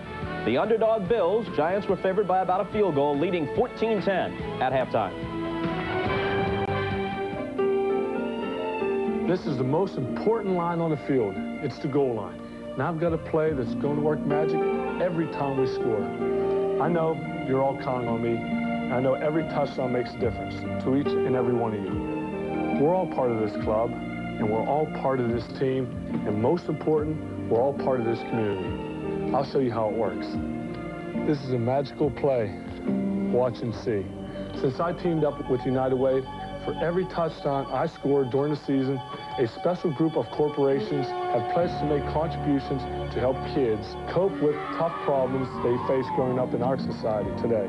So far, that's meant more than $47,000 to United Way. I want to thank the people of Buffalo who give to United Way, and especially the corporate leaders who are members of my Jim Kelly United Way End Zone Club. United Way is a great way to give and a great way to care. United Way brings out the best in all of us. This message furnished by the National Football League. Tonight, meet A-Man's hottest new kid on the block. That's Clarence. They're so fine. And if the gang can keep him out of jail, he'll shake up your Saturday night. Then 4 men and a baby add up to a big 0 in the dating game for the Finelli boys. Relax. It'll die down in a minute. Only if I take a cold shower. It's an all-new NBC tonight.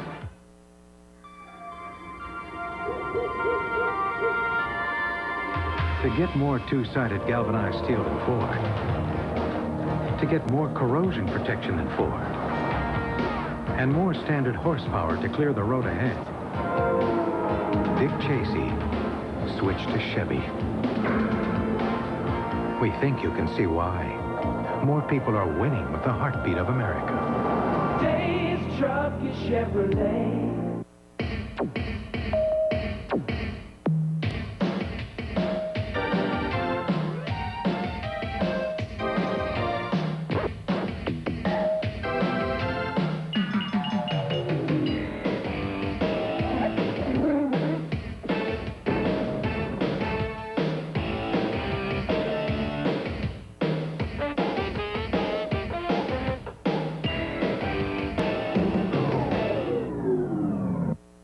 Catch all your sports highlights on Sports Extra, Sunday at 11:30 on Channel 2. Halftime at the Meadowlands, Buffalo 14 and the Giants 10. That's the good news for the Bills, but even if they win this one, if they lose Jim Kelly in the process, it's a Pyrrhic victory if we've ever seen one, and we understand that there's a possibility it's a serious injury. To get more on that, we go back to the Meadowlands. Here's O.J. Juice. Well, as I was standing on the sideline, and they were taking Jim Kelly off the field, I talked to the Bills team doctor, Dr. Richard Weiss. He looked at me with his eyes turned down, and he says, I don't want to elaborate, but it could be torn cartilage. I understand since this time the Bills PR man has come out here and said it's just a sprained knee. Bob, I'll hang around the locker room and see if I can find out more before the end of the half. Well, okay, thanks, O.J. Obviously, a tremendous difference between those two situations. If it's just a sprained knee, it's painful, but wouldn't necessarily keep him out of the playoffs. Might keep him out next week or whatever. If it's torn cartilage, he's history, and they've got to rely on Frank Reich, or at least he's history for the early stages of the playoffs, I guess. Bob, with a torn cartilage, it all depends on how badly torn it is. I mean, if it's just a piece of the cartilage and you can get in there with an arthroscope and pull it out, then you're talking about 2 or 3 weeks, because once you're in there, the soreness stays there for about 2 or 3 weeks, and then he could come back from the playoffs. Reich is not a stiff, okay? He had a 103 rating when he played last year, quarterback rating in the league, which is phenomenal. So he can play football. I mean, it's a big drop-off from Jim Kelly, but he can do the job. So they rely, for the moment at least, on Frank Reich, a 6-year veteran out of Maryland, where he used to be Boomer Esiason's backup. Up next, Warren Moon is having his finest season in the NFL, and his Oilers are locked in a 3-way battle for the AFC Central title. Gail Gardner talks with Houston's leader when we continue after this from your local stations. Dorothy's best-dressed brother meets his maker on The Golden Girls. I believe Phil would have liked this dress. I said he would have looked great in it. And on Empty Nest. Oh, my God, he's an Adonis. Carol's losing her new boyfriend to a real dog. Hi, fella. I couldn't help notice you over here. Then Bob Hope's in Bermuda with Lonnie Anderson, Joan Van Ark, Dixie Carter, and the All-American team. A Bob Hope Christmas, NBC Tonight. Now, a new Cadillac is an even more brilliant deduction, because with special smart lease terms, you can drive a sedan DeVille with no money down for as low as $499 a month for 24 months. Year-end opportunities like this may allow the smart money to capitalize on tax advantages. And with terms starting as low as $499 a month with no money down, it's never been easier to move up to Cadillac.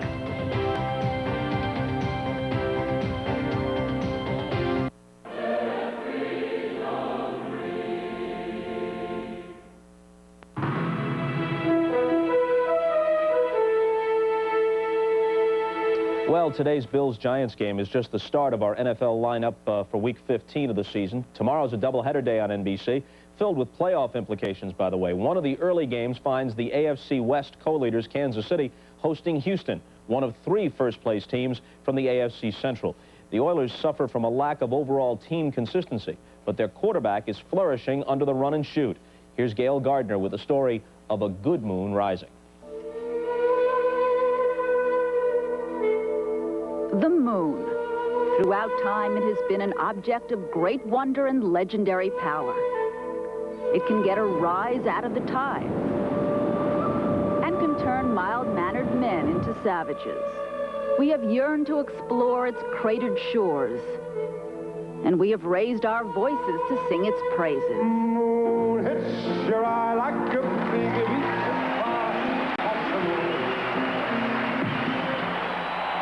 But in Houston these days, moon worship has definitely taken a different turn.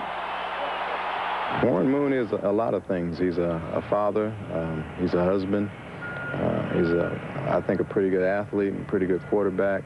He's also a person that cares about other people. Sincere guy, a smart guy, a good character. He's just the type of person you'd like to be around. Week in and week out, he just goes out and gets it done. And, you know, everybody else around him has to follow because you feel like you're being left behind if you don't. 13 years after all 28 NFL teams told Warren Moon he couldn't play quarterback in their league, he has done more than prove them wrong. In his 7th season in Houston, he is flourishing in the Oilers' run-and-shoot offense and has certainly become one of the premier quarterbacks in the game. Oh, you crazy moon, look what you've done. You know, I think the thing that's different about Warren is Warren doesn't try to show his wide receivers or anybody on the offensive team up. You know, I've been looking on TV and I've been seeing a lot of quarterbacks yelling at receivers, yelling at people. And I think when you're a professional, when you're a true professional, you're not supposed to do that. Hello there, moon man, you're kind of cute. Take off your hat. When his helmet's off, there is not much breathing room in Warren Moon's days. His media and charity commitments alone would boggle one's mind. He is also the father of 4 and has a pretty good idea of where his work ethic comes from. I think it comes from my mom. She was a very strong woman. She endured a lot. Early when my dad died, had to take on a lot of responsibility by herself, and I used to watch her, how she handled our household, how she made things work with not a lot to work with, and I think some of that's rubbed off on me. Named NFL Man of the Year last season for his unparalleled community work, he is giving back something that he was fortunate enough to get as a child. I was involved in a lot of different programs and recreation organizations that kept me off the streets, that kept me in positive environments. And if it wasn't for those type of organizations, it's no telling where I'd be right now. Given where he is, and that's a pretty good station in life these days, there is still one place he'd like to get to. I've done just about everything I can do in the game. You know, I've thrown for a lot of yards. I've broken some records. I've won championships at other levels, but I've never won one at this level. And I would really like to have that happen before I retire, because I don't have a whole lot of time left. I don't think ability-wise. You know, I think somewhere along the line my ability is going to start to fade, and I want to be at the top of my game like I am now when we make that move, you know, to get to the Super Bowl. Now, Will, you told us earlier this season that Moon's contract has an incentive clause that rewards him very handsomely if he finishes among the top 3 statistically among league quarterbacks, and right now he's in second place through 14 weeks, as you see. Bob, he just missed it last year. I think by 0.2 of a point he finished 4th. He will get a bonus of $1.2 million added to his contract for his salary next year if he ends up in the top 3. It's the biggest bonus I've ever heard for an incentive in pro football. All right, by the way, right now, O.J. is in the Bills' locker room. He'll have more on Jim Kelly's condition in a moment. Buffalo does not have a third-string quarterback right now behind Frank Reich. Gail Gilbert is not eligible for this game. If Reich got hurt, they'd have to go to running back Don Smith, who was a quarterback at Mississippi State. Now, coming up on the post-game show, we'll talk live with NBC's Paul McGuire as we look ahead to tomorrow's games. And time permitting, we'll have the top 10 college players in the upcoming draft as rated by the Pro Football Scouting Combines. That's all on the post-game show as we send you back now for the second half of the Bills and Giants at the Meadowlands. And we'll do that as we rejoin Dick Enberg and Bill Walsh in a moment. Let's go.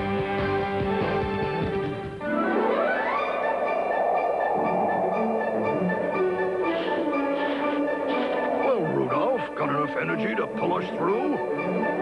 This is definitely one night you should test all your batteries with the new Copper Top Tester. It quickly tells you if a battery should be replaced or go on its merry way. The Copper Top Tester. A little present. Only from Duracell. In today's higher revving and hotter running engines, wear is a greater problem than ever before. Oil breakdown can shorten the life of vital engine parts. That's why there's Castrol. Castrol provides maximum protection against viscosity and thermal breakdown. So use Castrol, because driving today can be a grind. Castrol, engineered for today's smaller cars. As we go to the second half here at Giants Stadium, a look back, 5.5 minutes remaining in the first half. Jim Kelly completes a pass and then is struck unexpectedly as his own teammate Wolford rolling into that knee, and then Kelly writhing in pain. We still have as yet to receive an official medical report on the seriousness of that injury, but one can only assume he's not going to play today and probably next week. And what if Kelly were lost for the season? As a coach, can you put yourself in Levy's shoes? I hate to think about it, but Frank Reich is a good quarterback and an able one, and he's won for them in the past, as you know. They're going to have to reduce the things that Kelly did and find those things that Frank does well. Problem with this game is they're going to have to score again, and can Frank get it done? I'm sure they checked off those things he can do best and are isolate on those, and now their defense and their running game are going to have to rally, as is often the case, to pick up for the slack. A reminder, last year when Kelly was injured in Indianapolis, missed 3 games, Wright took over and he rallied the Bills that Monday night game against the Rams. Then he led them to a victory over the Jets, and they beat the Dolphins, so he was 3-0. Now he not exactly dropping down to an inferior player. No, and you saw Ted Marchibroda speaking with him just then and going over those plays that they'll emphasize with him. You see, he hasn't got much... Al Edwards is breaking clear, and Edwards is bumped out of bounds on the far sidelines at the 45-yard line of the Giants.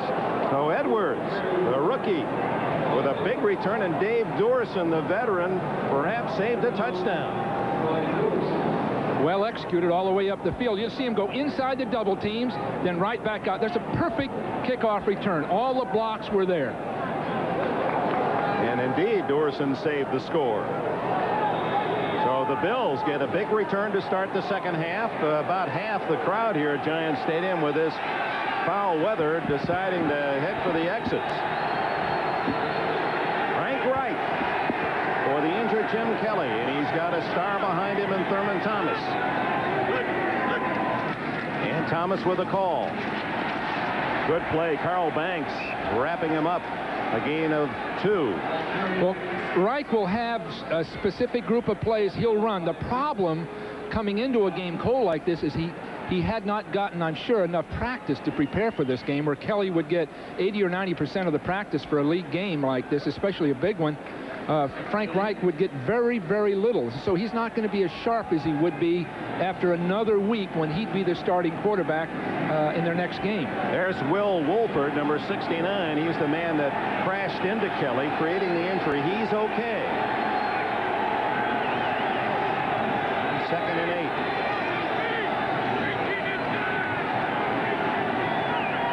And the Giants will give Reich a lot to look at, and Thomas no gain as Leonard Marshall, who slashes in along with John Washington to make the stop. And you can bet that defense of the Giants will do a lot of moving and stunning and game playing to try to confuse Reich once he gets under center. 2 players that are so comparable in this game. Now, Marshall is strictly a pass rushing guy that's been sort of forced into service as a regular, and he doesn't really have the bulk, but he is still very quick and very heady. The 2 guys that are outstanding in this game are Carl Banks and then Talley for the Bills. Outstanding players in a sense, overshadowed by the superstars, but still outstanding in their own right. On 3rd and 8. Reich beat down the middle, incomplete. Beebe had a chance. A little speedy wide receiver from Chadron State, who has 5 catches this year and is one of the fastest men on the team. So the Giants defense denies, even though Al Edwards with a great kickoff return to start the second half. They just have to back up these Giants and keep them funneled near their own end zone to take the pressure off Reich to have to take this team the length of the field when they do get the ball.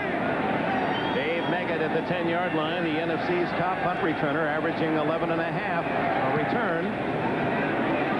Fair catch.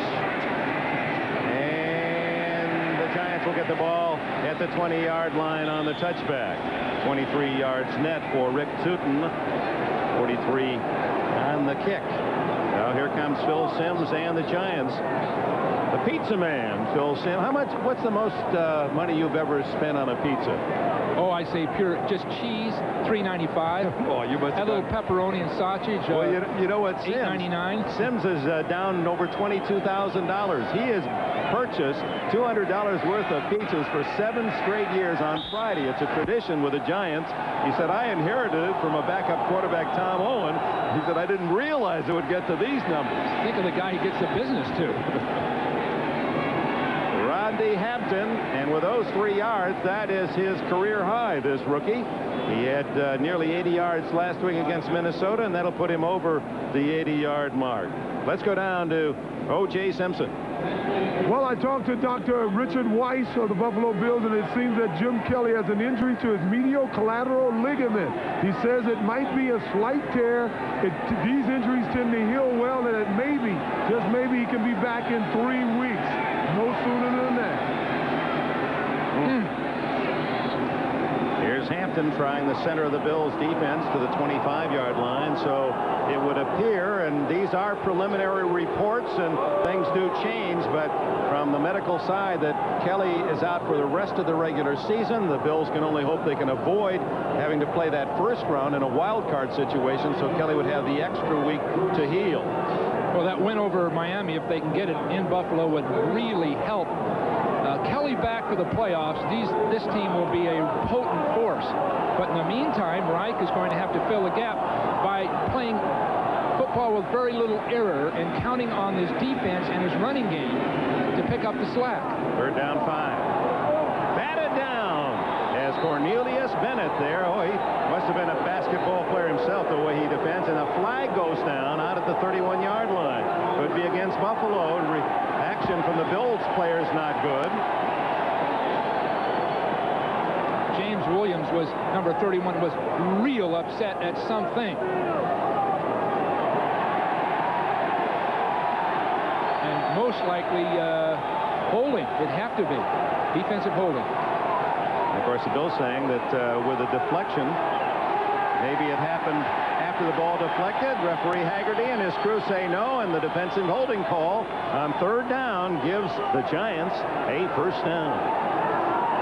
Boy, you won't see Marv Levy any angrier than that.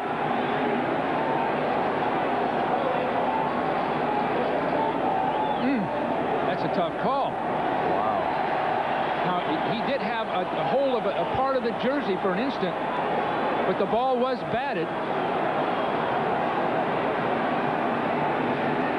Call what you see. And it's a 1st down at the 30 for the Giants. 14-10 Buffalo. We've just started the 2nd half here at the Meadowlands. And Hampton into a crowd. Bentley and others for the Bills.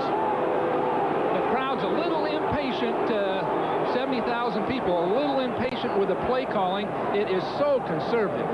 And the Giants need the lead before I think they can really tighten down and hammer away. They've got to get some points. I think Mr. Levy has left the multisyllabic terms and become more basic in his debate. You know, that's all just spent energy, and maybe it's good for the coach to vent that, but it's not going to do a bit of good, obviously. 2nd down and a long 7 for Sims, changing his play. Well, he's got the bear defense up there, which often means throw the ball. Nope. He gives to Meggett, and Meggett caught from the backside at the 35-yard line. Smith was attacking the play, but it was Bentley from the backside and Odoms who made the stop. The play the Giants are running is a play that's been in existence for probably 30 years. That's the power play where the fullback will kick out the widest man. They'll double team and pull a guard through. It's been in football for so many years, and the Giants are one of the few teams that still go to it with some effectiveness. Sims goes to the shotgun. They need nearly 5 for a first down. And the throw to Meggett. Oh, good move. They had him short of the first down, but Meggett, with that little circle reverse, Odoms and Smith make the stop, and now it's Sims that's down. Oh, my.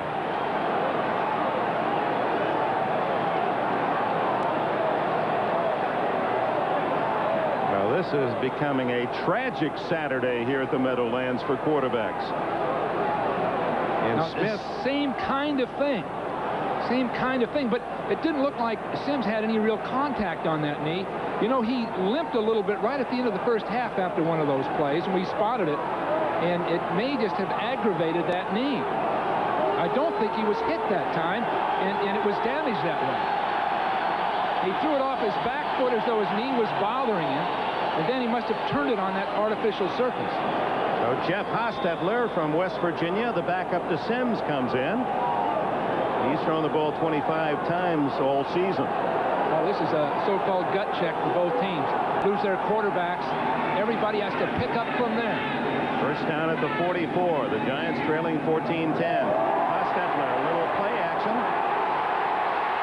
And he dives to the Bills' 49.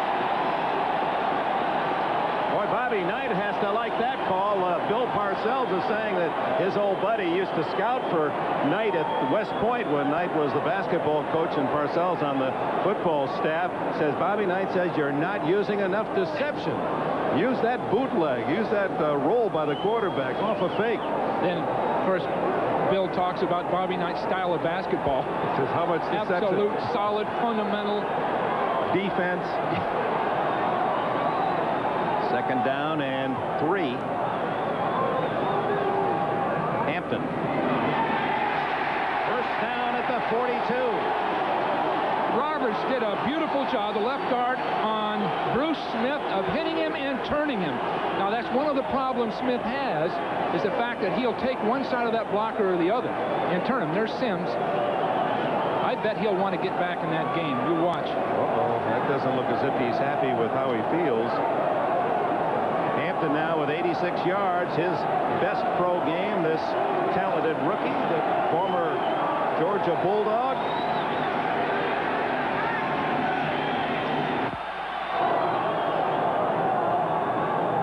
First down pass for Hostetler to Hampton.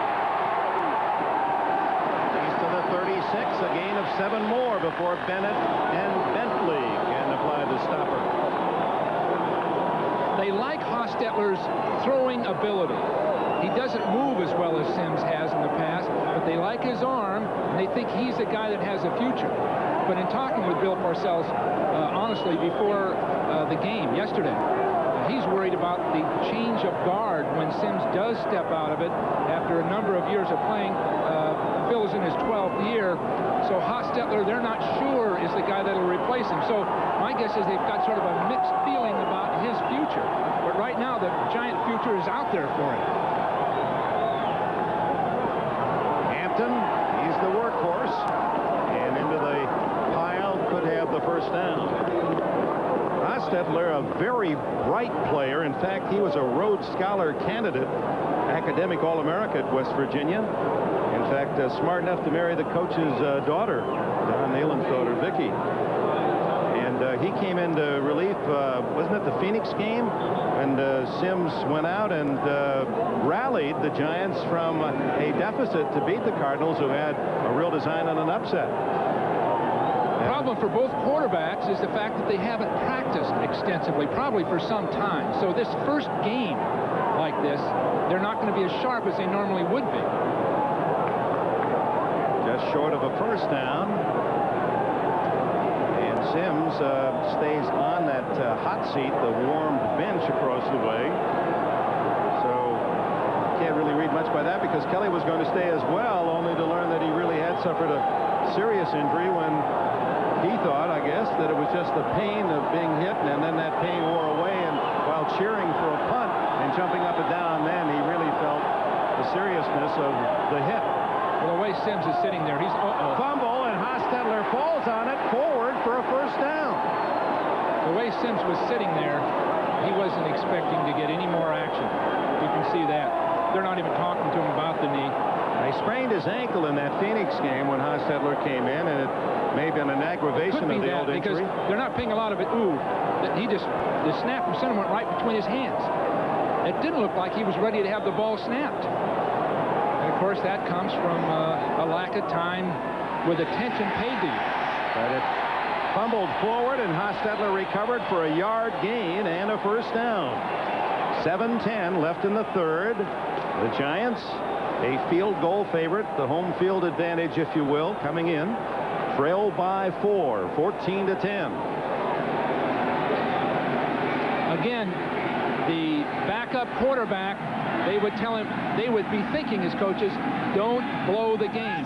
Don't hurt us with your play. Just do your job. Incomplete as he tried to hit tight end Howard Cross. Darryl Talley, the linebacker, drifting back on the coverage. Cornelius Bennett took an inside pass rush and just got the heat on Hostetler. He is so quick, so explosive. What did Marv Levy said, that he slipped into one of those tryouts just to time possible new players for the Bills, and what did he run? 4.5 flat. I mean, not like 4.52 as these scouts will tell you, but 4.5 flat. And this guy is 235 pounds. He's a great one. Everybody knew it when he came out of college.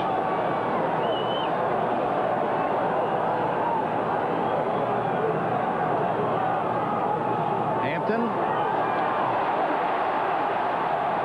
Gene Conlon, and there goes some more flags. There may have been another face mask. Williams and Conlon with a tackle. So this drive for the Giants progressing, and the Bills have contributed with a couple of critical penalties. This is the character part we talked about early, Dick. They're going to have to play a different way if they're thinking of championships.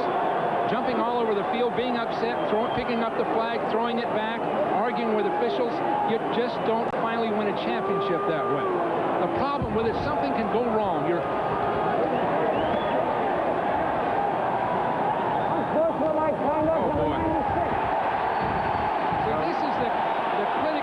The Giant character is so important. Watch 96 after the play. Leon Seals, he gets the unsportsmanlike. Here comes the face mask on Conlon. And now when the flags go down, 96 Seals apparently picked it up and fired it, and that is the unsportsmanlike. Leonard Smith, number 46, had a chance to put that play away early, and he came forward and then just stopped. foot is the injury. Phil Simms from the Giants public relations report, and may return. Well, he could play in the shotgun, Dick, if they had to in the fourth quarter, is my guess. He could sit back there and try to get that ball off and use his experience to make the difference. But he'd certainly be vulnerable to Bennett and Talley and everybody else. With the penalty all the way to the 12-yard line, first down Giants, looking for a touchdown that would give them the lead.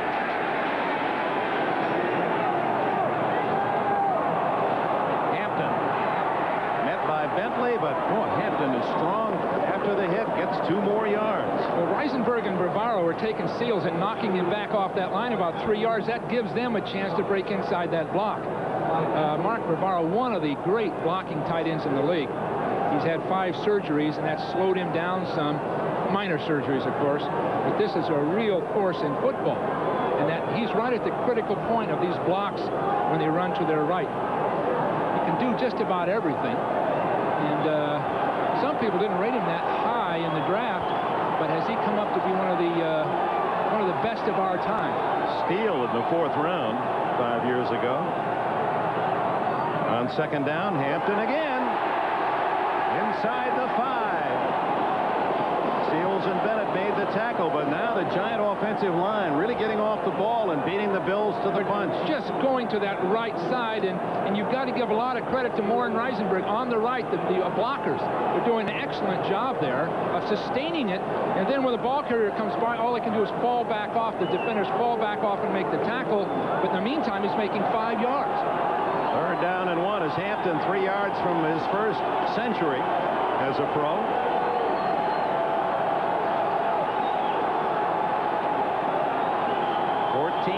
Buffalo, 5 minutes left in the 3rd period.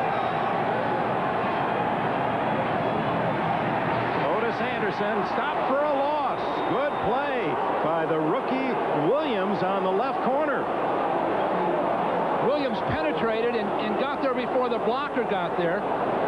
So Carthon really couldn't block him. Now, if they'd done that somewhat earlier, if Smith had done it, they wouldn't be in this position.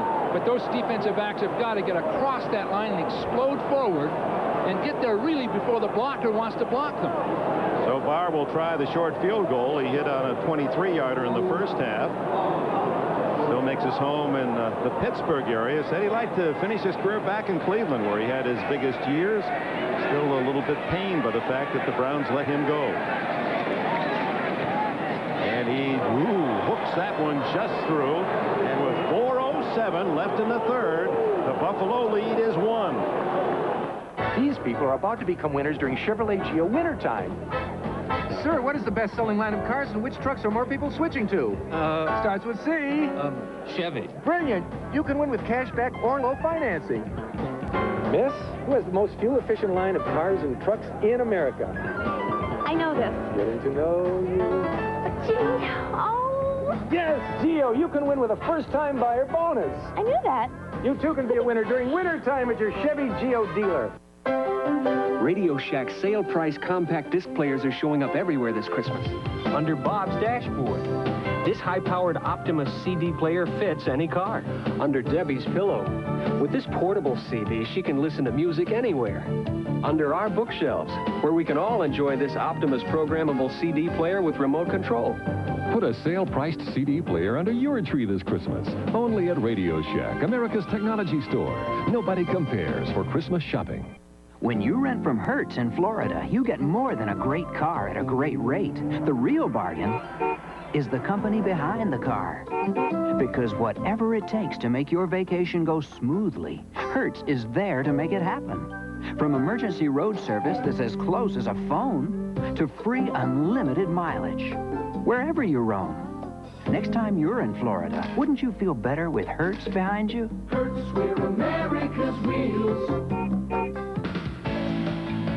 NBC Sports coverage of the National Football League is brought to you by Today Chevrolet, who invites you to see why more people are winning with the heartbeat of America.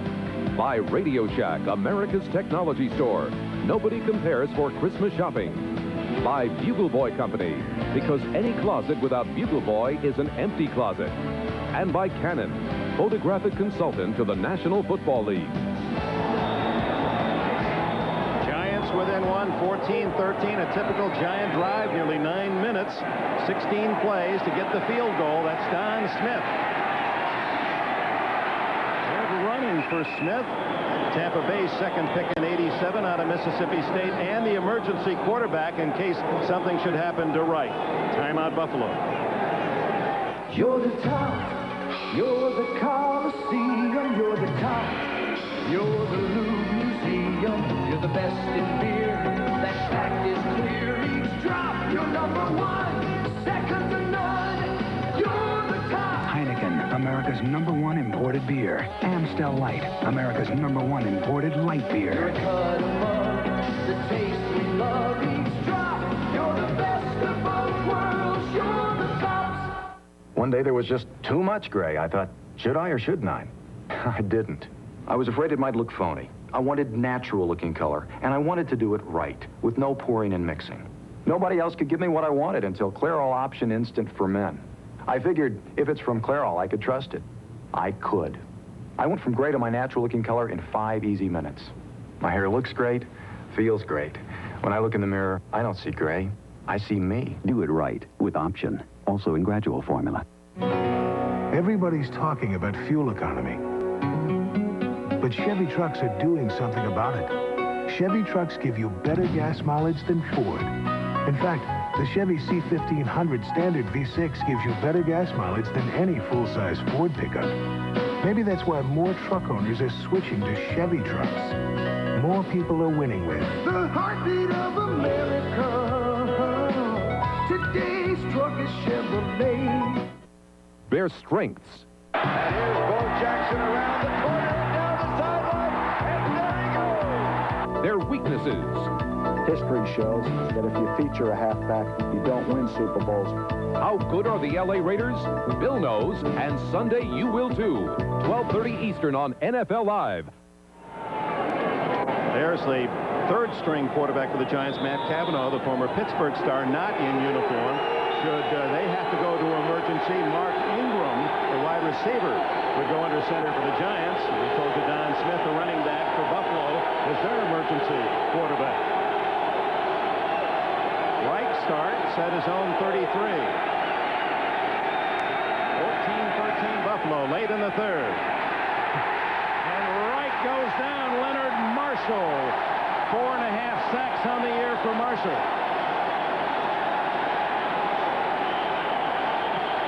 And a Bill injured on the play. Keith McKellar, the tight end. That sack was a result of Reich not getting a lot of work, being a little hesitant, not having the timing, holding the ball too long, and Marshall got to him.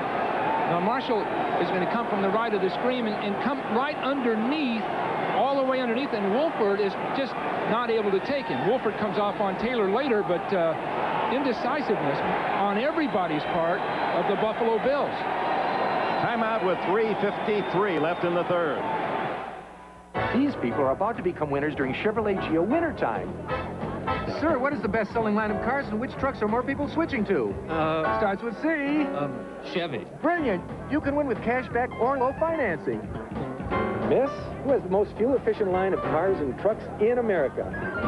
I know this. Getting to know you. Gee, oh. Yes, Geo, you can win with a first-time buyer bonus. I knew that. You too can be a winner during wintertime at your Chevy Geo dealer. This Christmas, give the gift of total excitement. Fasten your seatbelt.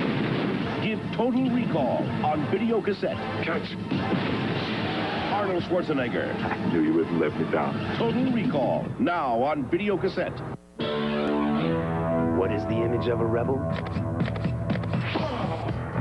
These are the images of a rebel. Canon's revolutionary new autofocus EOS Rebel. So easy to use, you can stop taking snapshots and start taking photographs. Rebel, rebel.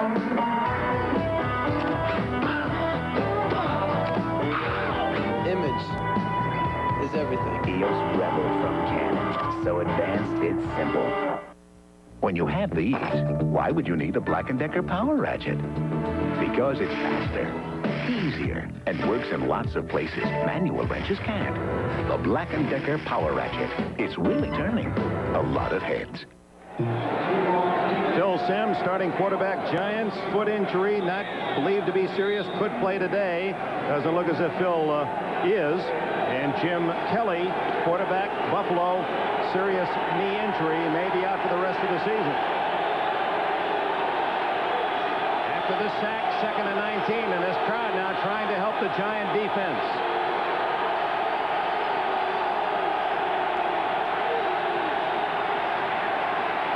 Wright goes long, has a man open. Beebe.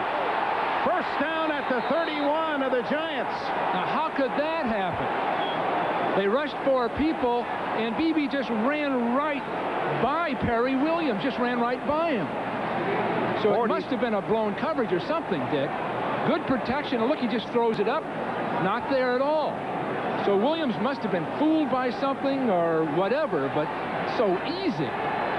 Good thing the ball was short, or Beebe, who can fly, would have had a touchdown. Williams able to catch up as Beebe waited for the ball to get to him. Right underneath. James Lofton, is that a catch? If it is, Lawrence Taylor has the ball. Nope, no catch. The signal now is he juggled the ball. Lofton did not have control. Incomplete pass. Well, that's a break. Lofton going straight up the field on a hooking pattern. He slides back out. That looked like a catch to me. Mark he had Collins full control with of the ball. The ever-present Lawrence Taylor with the ball.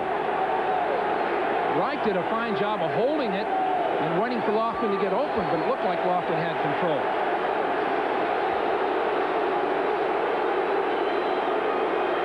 Play stands incomplete. Right into the flat. Beebe bounced. That was like a Beebe out of bounds. That was not a bad job by Wright. He had a corner blitz from his left side, and he knew it was coming. It was picked up. He had his poise. Beebe, with all that speed, is getting a lot of respect. Then he just sets down in his own defense. No one out there with him. Now, the Giants talked about funneling everything inside, and Buffalo hadn't done much of that. That's why he was so wide open. They didn't account for that pattern. Right again to Beebe. He's got it. First down at the 20-yard line. The Bills are putting the tight end to the corner, forcing the zone people to stay deep, then throwing short to Beebe out there. The whole game plan for the Giants, as I've said a couple of times now, is to funnel everything inside, and they haven't accounted for that pattern, and Buffalo just figured it out. Beebe again wide right. He had 5 catches all year, 3 on this drive. One of them the 43-yard play. On first down, leading 14-13. Right from behind, Lawrence Taylor.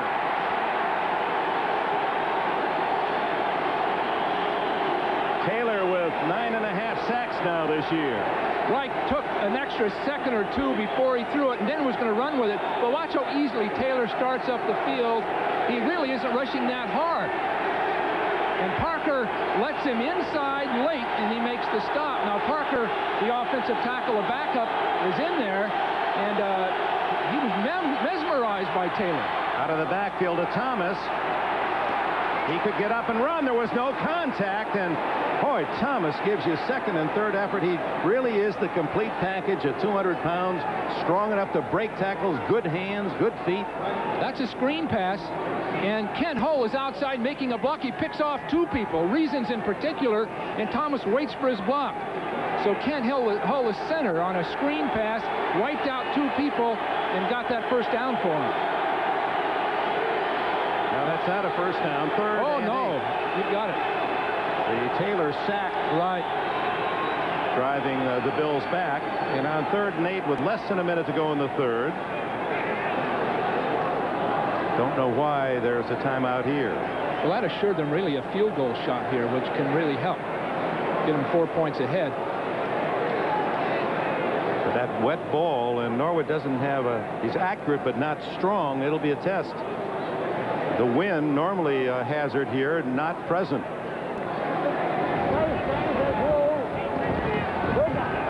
Oh, the review then was to see whether or not Thomas was touched while he was down. He bounced to his feet before contact by a Giant.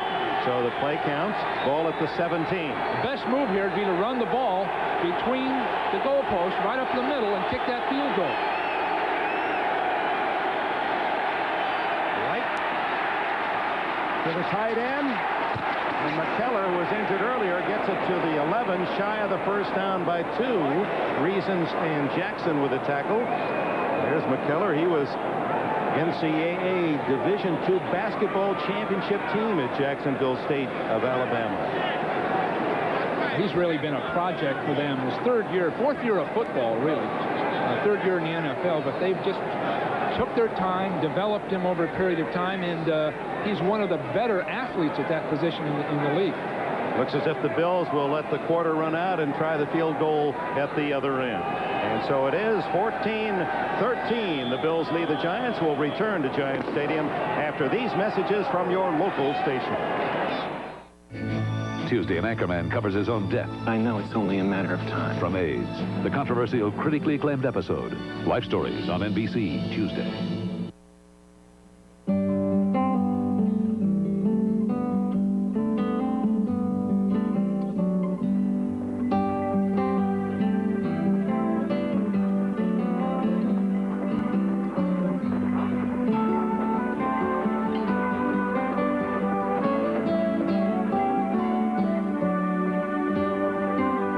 Season's greetings from North Star Bank.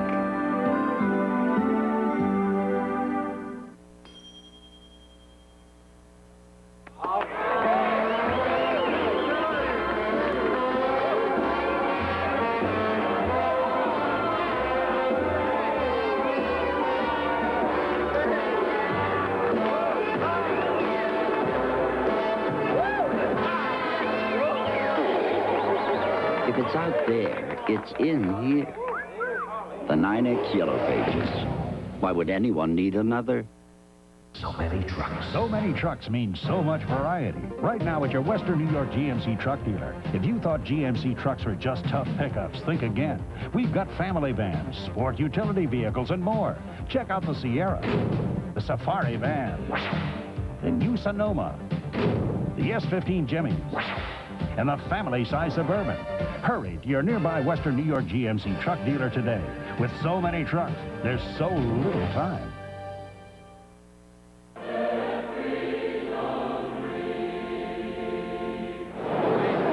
Scott Norwood, 2 years in the USFL after he left James Madison University. He's the Bills' all-time scorer now, and this year he's 18 for 27. This one, normally gimme at 28, but not under these conditions. Wet, heavy ball. This is his biggest kick of the year right here. Biggest kick of the year for this guy. 29 yards it'll be. Reich holding.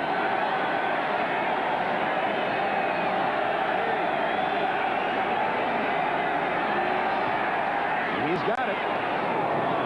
And on the first play of the fourth period, the Buffalo Bills regain the 4-point advantage here at Giant Stadium. Bills 17, Giants 13.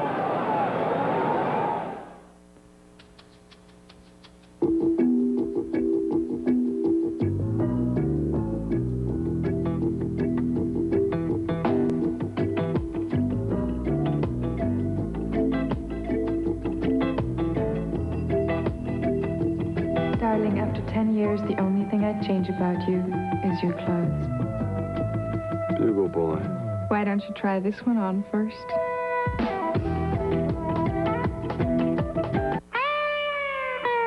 Over a lifetime, the average American will be involved in 5 automobile accidents. But accidents don't necessarily mean injuries. A TRW airbag can help protect you in a head-on collision. Used with a seatbelt, an airbag gives you a better chance of walking away. TRW.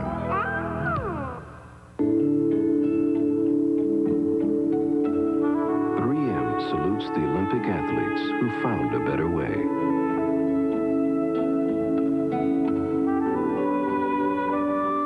Whose ideas were so original, there's no going back.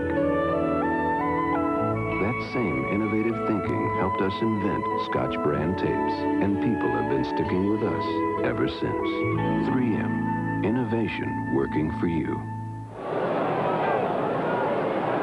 Marcia-Broda, the offensive assistant with backup quarterback Reich. Marcia-Broda, the last great quarterback in the history of St. Bonaventure. You mean they haven't had a good one since? Or they gave up the program after his junior year. I'll tell you about Ted, though. The wisdom and the calm professionalism that he has is really going to help Frank Reich in this situation because slide in, take your pitch and slide in. He's going to have to pick up the slack for the next couple of games, and you couldn't ask for a better tutor than Ted Marcia-Broda. Well, they moved back to get the field goal, so each team with 3 points in the second half. The Bills lead 17-13.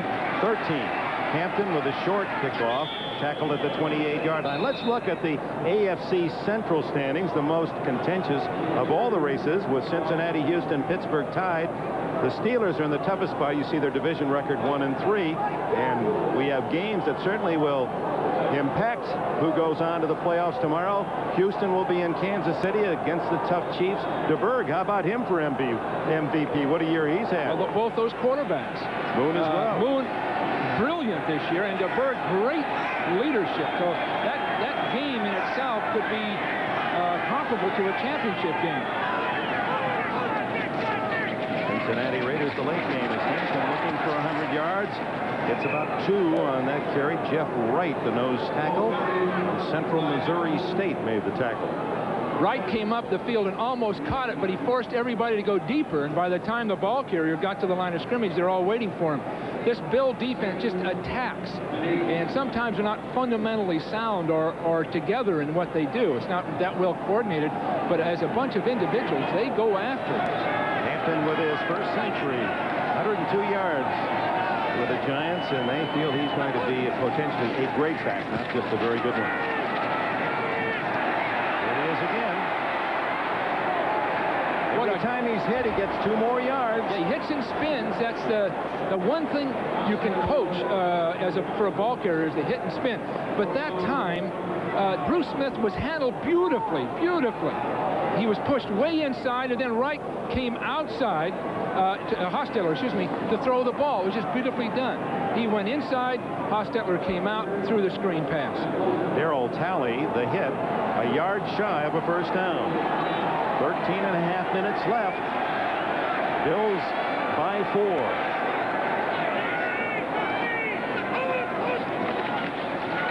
It's Carthen, and he's met at the line of scrimmage, and it looked like Smith was the man moving from his tackle or end position, slashing inside to stuff it. It looked like they slanted their entire line to the direction of the backfield formation, and were right there waiting for it. Smith's going to go to the inside, right down the line of scrimmage. But look at that entire offensive or defensive line go toward the ball, and they just collapse everything. And everybody's waiting for the ball carrier when he only has to run about 2 yards, and they're waiting for him. On 4th and 1, Landetta to punt to Edwards.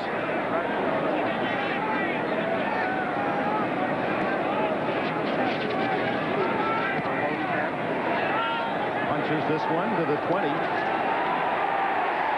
Good coverage by Renee Thompson.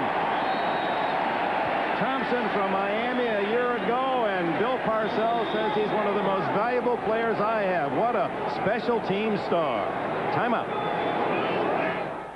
As the size and scope of the National Football League grows, one thing that remains constant is the compassion and caring of the league through NFL charities. Our people are leaders by instinct and by training. The coaches, the players, the owners are all highly competitive. And they can lead not only on the football field, but when it comes to helping on community problems. NFL Charities has contributed more than $11 million to worthy national organizations. But that's only part of the story. In reality, NFL Charities has opened the door for other sports to follow their example. Partnership is what is really needed in this country between the public and the private sector, the profit and the non-profit sector, and particularly the great work of those who are involved in the voluntary sector, like NFL Charities. NFL Charities has been a leader in community activities for almost 20 years. As we now enter the new decade of the 90s, I'm confident that NFL Charities will continue to be a leader. NFL Charities, making a difference in the lives of people. And today, on behalf of NFL Charities, Giants President Wellington Mara and Bills owner Ralph Wilson announced an NFL Charities grant to the Lombardi Cancer Center at Georgetown University, making the total commitment $2 million to the center. Wellington Mara, what a man. Been in the NFL or with the league since 1925. What changes that man has seen. And Ralph Wilson, all 31 years of the Bills' history, their owner. Two of the great men in the game. And they've got great teams representing them this year. They really do. And the future looks good for both these teams. Both in very good hands. But both coaches, Parcells across the way and Marv Levy, his counterpart, have to, in the back of their mind, be wondering about next week. Involved today, but both men with their starting quarterbacks injured. Jim Kelly more seriously than Phil Simms of the Giants. Frank Reich at the helm for Buffalo, with 13:09 left in the game, and Buffalo leading 17-13. The Giants have been going with their two-man line the first and 10 of every series in the second half. That's Guyton pushing Thomas back. And since the first quarter, the Giants have really done a good job in stopping Thurman Thomas on the ground. You'll see only two defensive linemen here and here on the inside. Right here. Those are the only two. Everyone else is a linebacker, and they just attack, and it's hard to see, hard to decide who to block. Pepper Johnson on the outside. The throw to Thomas out of the backfield and spins out of bounds at the 23-yard line, shy of the first down by at least 3. Make that the 27.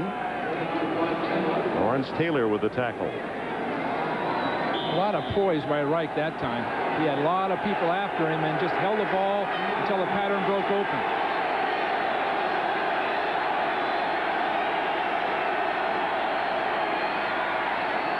Incomplete.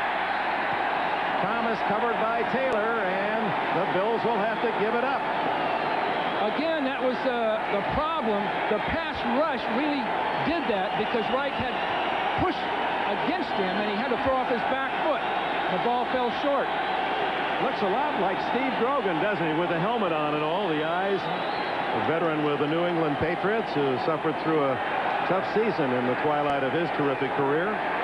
Reich has got the pressure on both quarterbacks because, as I've said, no practice time really, and then expected to play in a big, tense game like this. That's a powder keg at the other end in Meggett, and he gets one he can return. 37. And it's Jamie Mueller downfield to stop him at the 45 of the Giants. Mueller was the only man there, and he made a good, clean tackle. He wouldn't let Meggett fool him. He just got his feet up underneath him and waited on it. Boy, this weather nice to get that fire going. Sit back tonight and enjoy the lineup on NBC. Amen, Finelli Boys, Golden Girls, Empty Nest, and the amazing Bob Hope in his 1990 Christmas show from Bermuda. You don't suppose he'll have any good-looking women on that show, do you? Never has. Never has he? Says that's what keeps him young. That's what keeps us tuning in. So from the 45, Rodney Hampton. He's been the rushing star over 100 yards.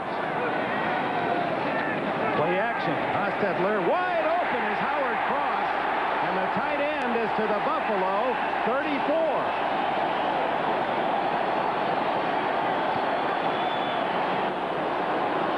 Cornelius Bennett thought he had a sack.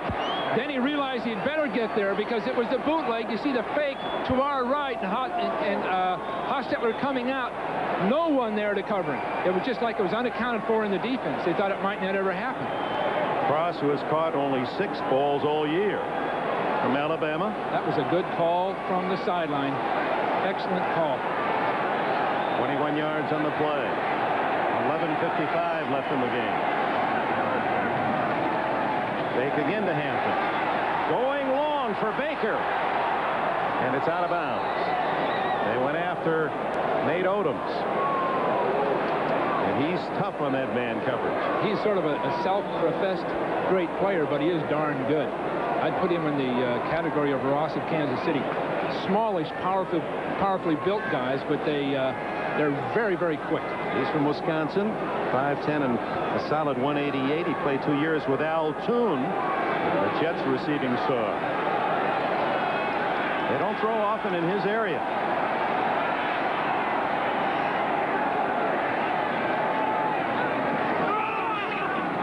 Fake to Carthen. Hostetler. He likes to run. Does it well. First down.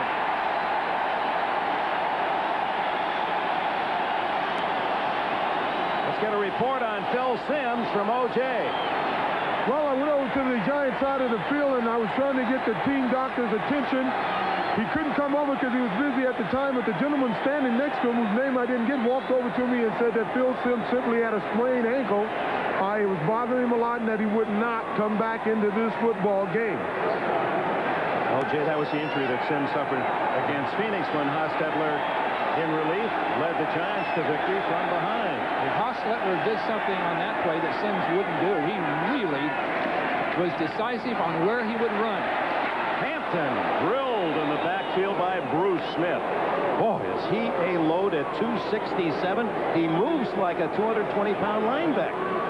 He's a factor throughout the game, too. Again, his inside move all the way across the line of scrimmage. Even Bart Oates couldn't slow him down. He comes right along the line of scrimmage to the inside and catches everything that goes the other way. Won the Outland Trophy as the top collegiate lineman out of Virginia Tech 5 years ago. And he had 6.5 sacks as a rookie, then 15, 12, 11, and this year an NFL high 19. Well, he's lost 10 pounds in this year compared to last. He thinks that quickness has made the difference. Second down and 9. And open at the 14-yard line. And it is Mark Ingram. Gee, that's a nice job by Hostetler. It really is. He times the ball. He sets up knowing that Smith is right behind him, chasing him, and he just throws a nice, accurate pass to the outside. Leonard Smith made the tackle short of the first down. Ingram's first catch, only 18 receptions coming in for this #1 pick out of Michigan State. Well, the Giants have thrown so much more to their tight ends and backs this year that they've got more continuity, but the outside guys just aren't getting the ball nearly as much. Giants trail by 4, 17-13. Under 10 minutes left in the fourth. Hampton. Flag down and a rare penalty flag. A safety blitz from the outside. Leonard Smith really made that stop. He came all the way from the outside and got the play from behind.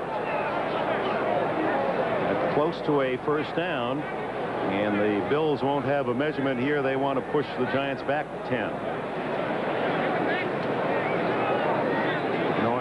Parcells, even if it is short by inches, Bill might go for it anyway.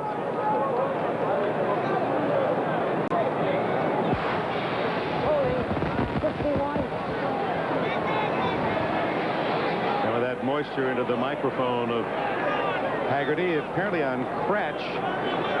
Bob Cratch. That's in the holiday spirit. Maybe Dickens had him in mind. Cratchit, who's Ebenezer in this whole plot? I guess any official would do, right? Back at the 23.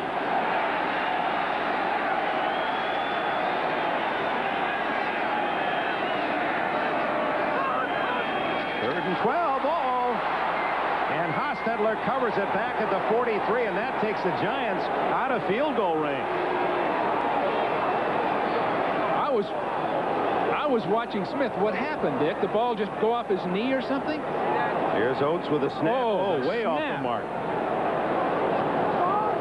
That was headed for Secaucus. Well, Oates, I could see, was concerned about Jeff Wright, who was playing right in front of him. But that ball was a totally missed snap. It looked like it slid along the ground before it came off the ground, and Smith bad. Right there to down him. You hope for his sake that it's a wet ball, because otherwise it's no excuse for it. Instead of a field goal, Landetta will have to punt with 8:49 left in the fourth. Edwards lets it go. And Anderson, specialist for the Giants, couldn't get there in time. Timeout. This is how the roomy new Cutlass Supreme SL looks after traveling 300 highway miles on just 10 gallons of gas. And this is how Honda Accord looks after the same challenge. Well, if it hadn't run out of gas 20 miles back, you'd see that it's smaller and it's blue. Next trip, Dad, it's yours. Who says you can't get great gas mileage in a roomy, comfortable car? Cutlass Supreme is one car that does it all and does it right. This is the new generation of old. We're rolling. Okay. Here we are enjoying America's game and America's light brew. Show 'em a Miller Lite. I'll get a shot. All right. Whoa, what's this? 45,000 prizes. Scratch it off. We're going to the Super Bowl. Tampa? Tampa! Road trip! We need food and a new car. So which way to Tampa? Follow that guy! Hey, wait up! Only one beer has your tickets to Super Bowl 25. Look for details wherever Miller Lite is sold. Hi, John. Hi. You know, Ace is a place for all kinds of holiday stuff. From the tree and all the trimmings to the right stuff to put under it. Oh, you mean Hey, let me tell you, when it's time for ho, ho, ho, Ace is the place for me. Ho, ho, ho? Yeah, ho, ho, ho. You know. Great cake. Maybe for you, but my hemorrhoids are killing me. Try Sit Again. Still going. Nothing outlasts the Energizer. They keep going and going. NBC Sports coverage of the National Football League is brought to you by Oldsmobile. Stop by your Oldsmobile dealer and see what's new from the new generation of Olds. By IBM. Whatever your size, whatever your needs, IBM is working to bring you the best solutions. By Olympus, makers of 35mm cameras and video. And by Miller Lite, with a reminder to please think when you drink this holiday season. 8:38 left in the fourth quarter. Buffalo with a 17-13 lead. Ball at the 20-yard line on the punt into the end zone by Landeta. Remember, next week it's Miami at Buffalo. First time the Dolphins had to play a December game in Buffalo in their 25 meetings in Buffalo. Right going long for Lofton. Incomplete, and Lofton did a good job of denying Collins the interception. Great coverage by Collins. He got inside Lofton and just remained there and forced him along the sideline. But Lofton, on the other hand, over the top to stop the interception. Lofton takes him on, then bends out. But watch Collins just bend back in toward him. It makes it awful tough for Lofton to do much about it except stop the interception. Ooh, Lofton got away with a face mask. One thing for sure, Dick, they're going for it. Buffalo's not trying to use the clock. They're not doing anything like that. They're shooting the works. And you'd think they'd be running the ball and trying to take time off the clock. Reich changing his play. And Thomas drilled again. Herman Thomas, who started with some big yards, now has only 42 yards and 15 carries. They've really smothered him. Greg Jackson, the strong safety, came up outside that play and made the big stop right there. You see him from the side. So he snuck around behind it, caught it from the side. Pepper, Bill Parcells said he could be a great one. He isn't yet, but could be. Yeah, he's on his way to it. Just needs a little more concentration and dedication, in a sense, to become a true all-pro category player. 3rd and 9. Almost intercepted as, again, Lawrence Taylor right there. Thomas was too. Taylor could taste that one. They're all surprised the ball's coming. Frank Reich just threw it into a crowd. Buffalo, the ball came right in between Banks and Taylor.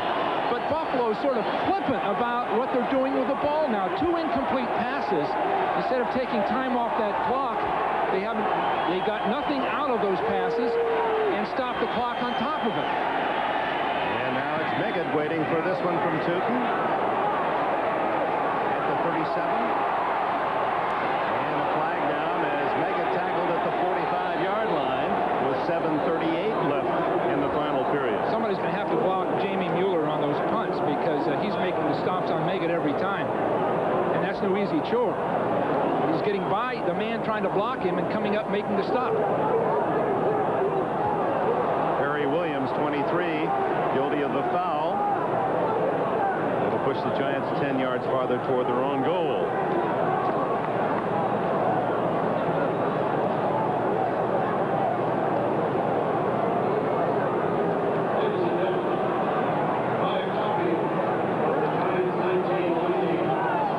Midpoint of the fourth quarter, timeout here at Giant Stadium, New York with the ball.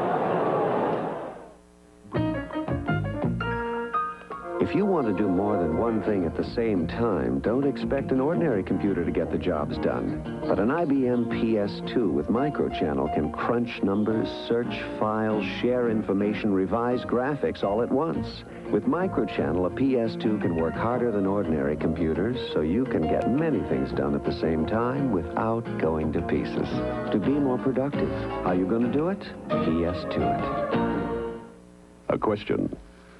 What brand of toothbrush do you think dentists use? Okay, Rob, show us. Oral-B.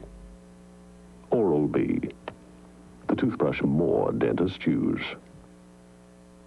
Seems to me a new car warranty should cover the entire car for many miles. Now take Ford Taurus. Its basic warranty ends at just 12,000 miles. But the basic warranty on the new Cutlass Supreme goes a bit farther. Like from New York to L.A., back to New York to L.A., to New York to L.A., to New York to L.A., New York to L.A., to New York to L.A., to New York. Plus a trip to Anchorage, Alaska. Cutlass Supreme with its bumper-to-bumper plus warranty. Here's one car that does it all and does it right. Hey, Dad. This is the new generation of old. It started with a hand, because shape and feel are as significant as lens and shutter. Introducing the Infinity Super Zoom 330 from Olympus, where great pictures and great design go hand in hand. Go back to where it all started. Back just for the fun of it. Back to the future. This is nuts. Back to the Future, Sunday at 8, 7 Central on NBC. Welcome back to the Meadowlands. Buffalo leading 17-13. The Giants took the early lead, first possession, marched to a touchdown. Otis Anderson. Buffalo came back on their first possession. Thurman Thomas, a 49-yard play off a screen pass.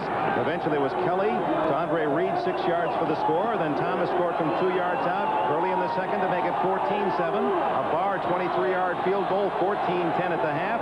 They've traded field goals here in the second half, and Buffalo maintaining the 4-point lead. Two backup quarterbacks in action. Carthen having to reach back for that pass, breaking tackles, and turns a 3-yard loss into a 3-yard gain. That is a deadly throw by Hostetler. But Carthon, when they get back and look at these tapes, say, please don't throw me the ball that way. He drops it very softly end over into him, and look who's waiting for him. Got everybody there, and somehow he splits them.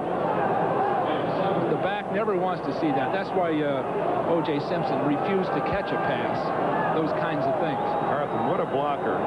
He's been in pro football 8 years, 3 in the USFL. 7 of the 8 years, the man he's blocked for gained 1,000 yards or more. Wide open is Baker. Williams can't find him, and finally he trips and falls with a first down at the 47. That guy quick. Generally, the Giant receivers are not rated high, but Baker in particular out of Fresno State, he's just running hitch passes and outlet.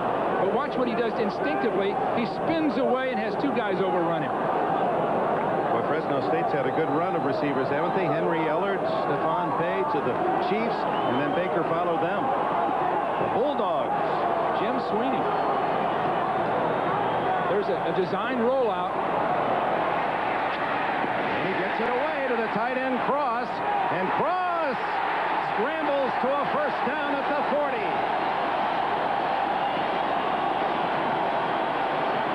Crazy stuff. The throw, everything around that play, it just took resourcefulness on the part of the athletes. Now, it's a design sprint out to get away from Smith primarily, but look at Hostetler go between one guy, throw it over another one's head. And Cross at 245 pounds, just bowling his way, wouldn't give up. Now, Cross is the future after Bavaro, because he approximates Bavaro other than the blocking technique, and he's going to learn that as time passes. First down inside the Bill 40. Hampton. Smith gets him from one side, and from the other, it appeared to be Darryl Talley. Smith is playing the game of his career in a sense. He's played comparable football games, but against this opposition with these stakes, you see him come to the outside and then all the way around the block. See, he's never out of a play. And Elliott thinking that Smith had run past the play, went on to block someone else. But with Smith, you've just got to stay with him. Loves basketball, he says. I've been watching the Lakers on NBC. Loves Magic Johnson.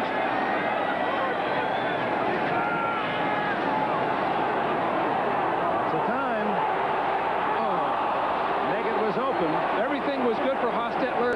His instinct's good. He went left, he went right, he avoided the rush, saw his man open and bounced him the ball. And that's one of the problems with a quarterback. If he starts running, he almost has to stop and relax for just an instant before he throws.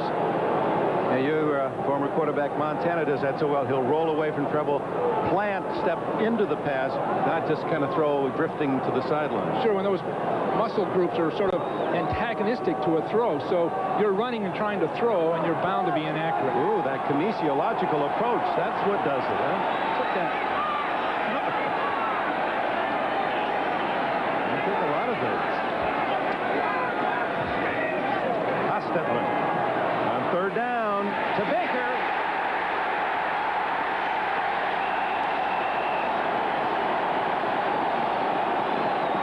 A flag is down. Baker, if it counts, has a first down at the 22. I don't know where. Oh, boy. It looked like there was a hit late, but it's going the other way. Baker came out of the backfield that time.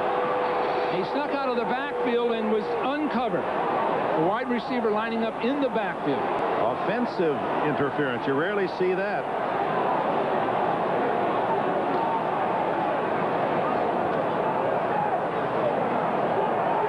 Offensive pass interference, number 84. Rookie Troy Kyle's guilty of pushing in the defensive secondary. Troy Kyles, I believe, wanted to pick his man off, but it looks like he got off balance and just ran right into him. You see him falling down, and I don't think he meant to actually block. I think he got off balance. But one way or the other, it was a pick. And it was a factor in the play. Yep. It cleared the way for Meggett. So back to the 47 of Buffalo. And that's a big penalty because third down and 18 now.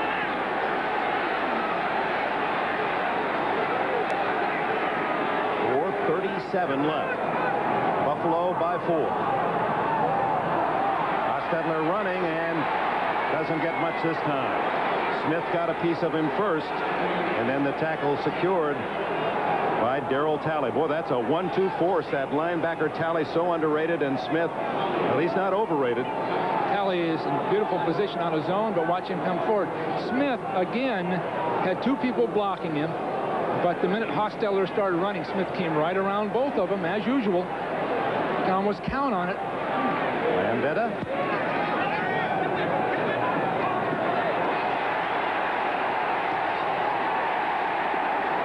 Was he in the end zone when he touched the ball? That's the question. Apparently not. The ruling, he's downed it at the 1-yard line. And the officials will talk about that and might be reviewed.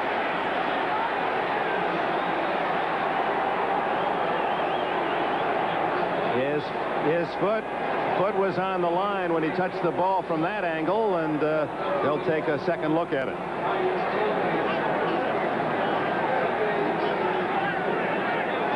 This is the rookie again trying to make amends.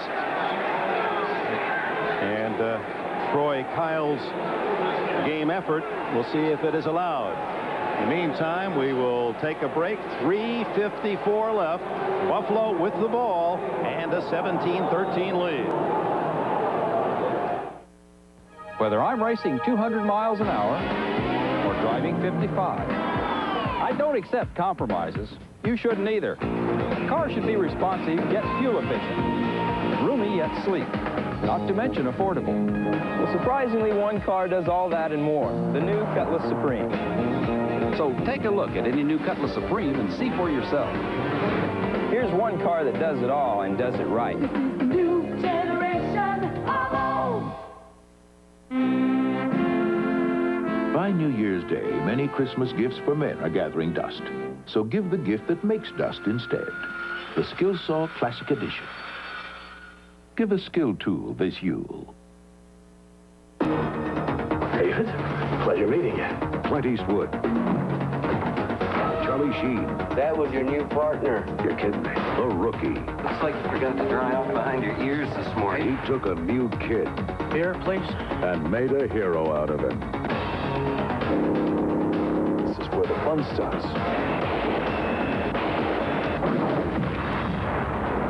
The Rookie. Rated R. Now playing at a theater near you.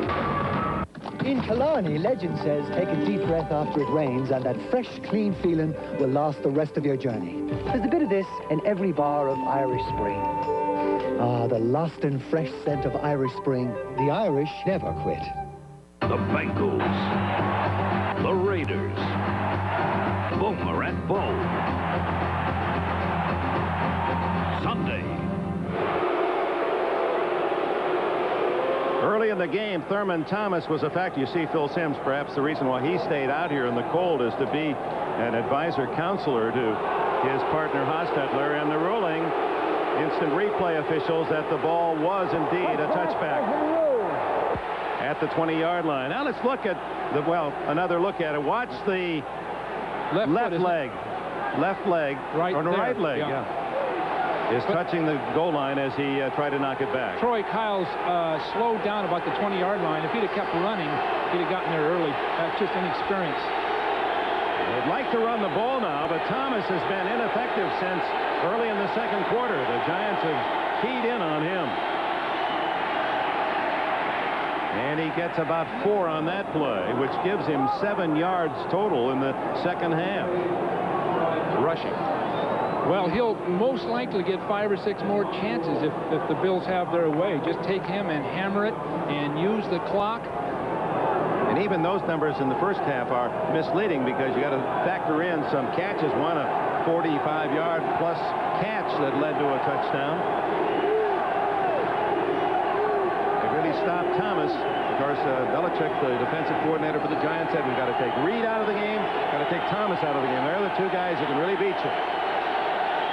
Frank Reich for the injured Jim Kelly. And it apparently will be Reich right to the playoffs. Thomas, nothing. Clock running under 3 now. Great job by Leonard Marshall coming into that play. He wasn't blocked, but he really made a clean, sharp tackle. Giants will spend a timeout right here to stop the clock at 2:58. Isotoner gloves. 1, 2, 3, 4. 1, 2, 3, 4. He'd kill for my driving gloves. Get that guy a pair of gloves. He'll freeze out there. Now this is a great sack. Catch this. La la la la la la la la. So take care of the hands that take care of you. There is a fine football player right there. This guy is up and down the sidelines, leading his team. He and Banks of the Giants are two sort of underrated guys in a sense because they're truly outstanding players. Darryl Talley, he plays alongside Smith and does a lot of the audible calls for Smith to run his different stunts. Meanwhile, there's Banks, number 58, who is a super also. Third down, a long 5. Thomas. It's going to be close. He's hit right at the 30-yard line. If they mark it on the 30 or beyond first down, let's see where they put the nose of the ball. Right tickling the 30-yard line. This will be an interesting measurement. No, I guess not. If it's touching the line, it's a first down. They don't have to measure. Well, that looks short of the line. Oh, no, it's on the line, Dick. My eyes. What is wrong with me? Well, this is fine running. Excellent job of blocking by Mueller. And it's on the line. A injured Giant is Greg Jackson.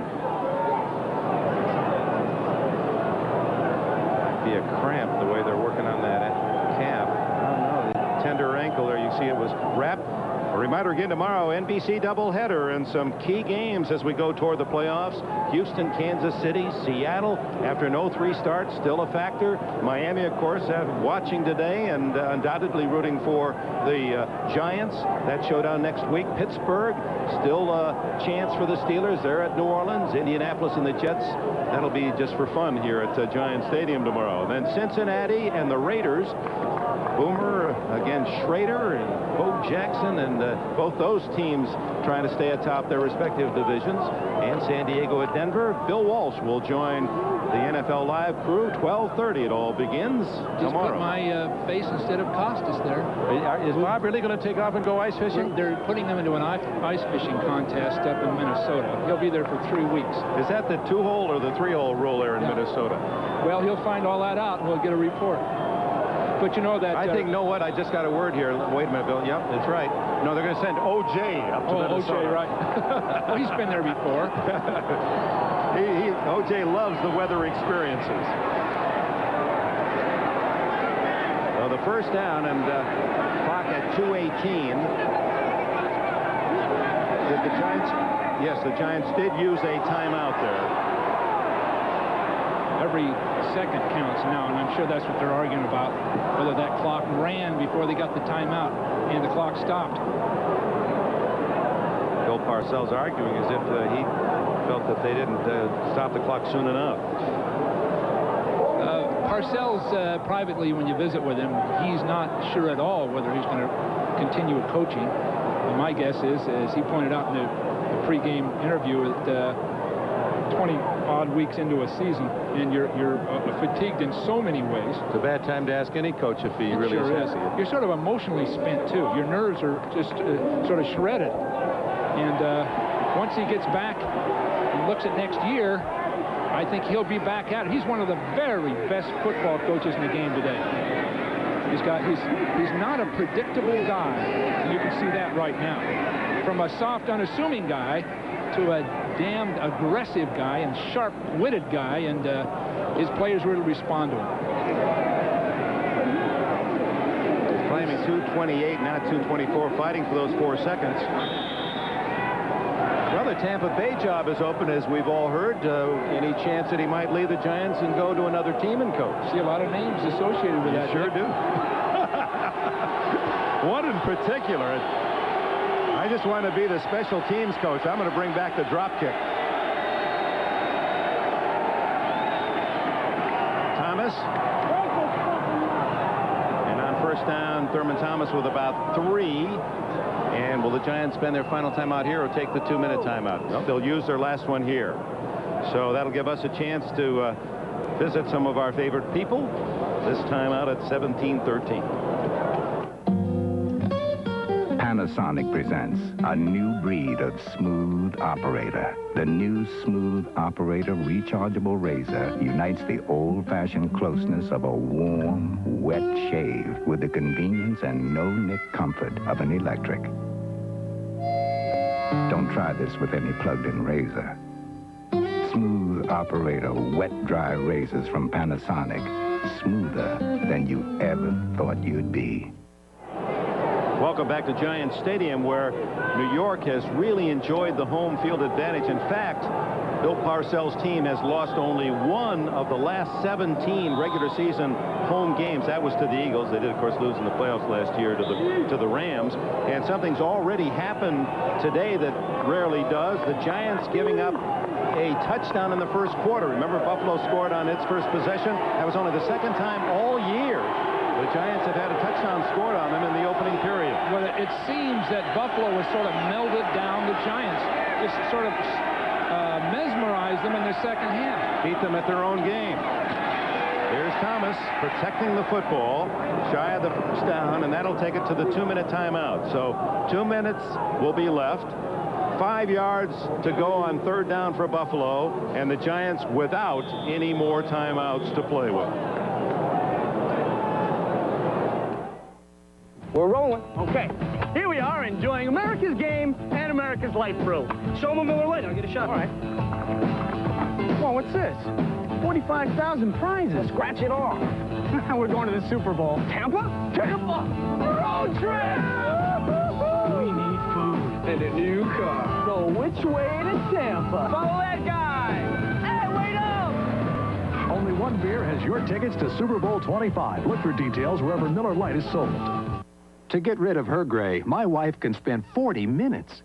But I discovered the 5-minute hair coloring. The revolutionary discovery called Just for Men from the leader in men's hair coloring. Simply apply Just for Men and in 5 minutes shampoo out. Gray is blended away. The look of my natural color is back in 5 minutes. That was me, and it won't fade or wash out.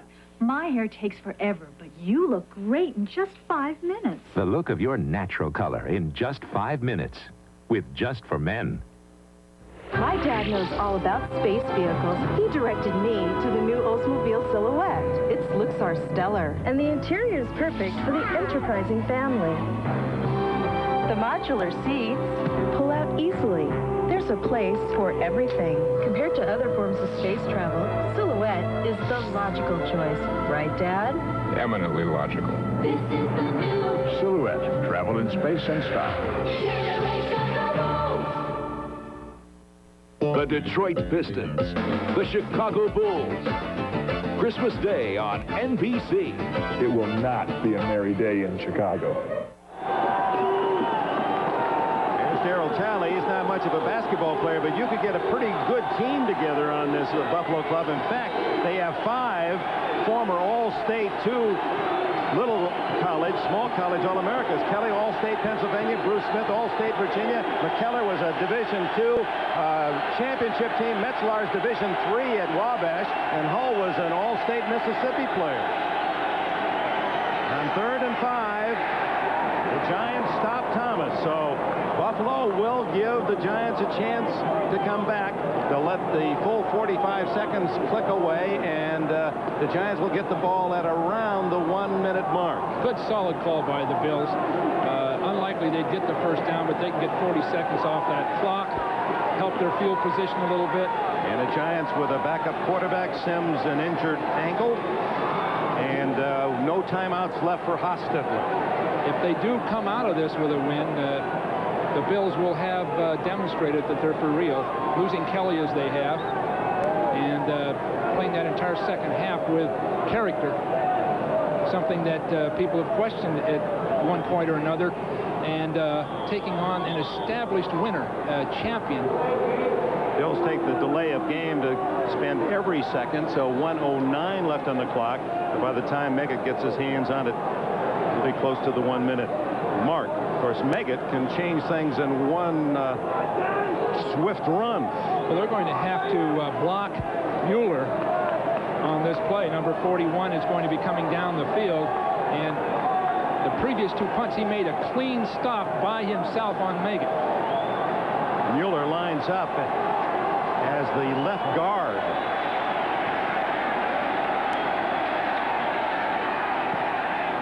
Ooh, almost blocked. A bad kick. It goes out of bounds at the Giant 43. 1:04 left. The Giants have it down by 4. Here's Bob Costas.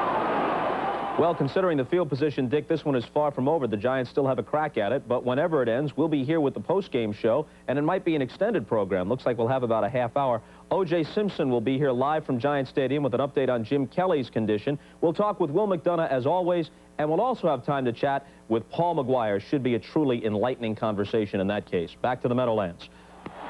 Of course, Paul McGuire has so many things in common with Marv Levy, the Buffalo coach. Hostetler in the middle of the play, and that'll allow the clock to run as the catch by Lionel Manuel at the Buffalo 42 with 52 seconds. They should stop the clock. They did. Now they start it again.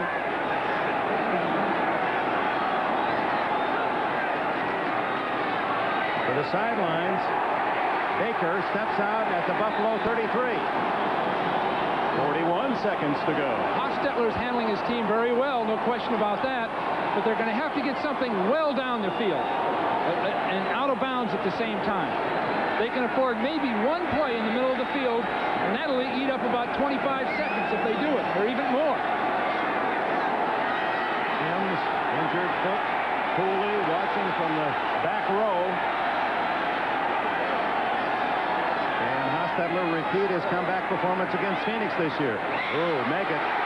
That one almost would have been better not to have been called. They're taking too much time on this one. See, that play, Dick's going to take too much time off that clock. Hostetler is going to ground it here, it would appear. Yes.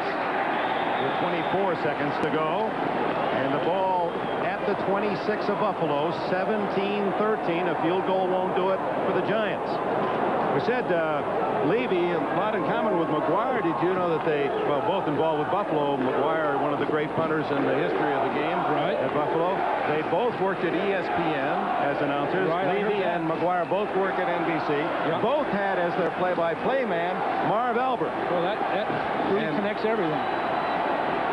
They are not both Phi Beta Kappas, however. I think everyone in the nation knows that. Marv is.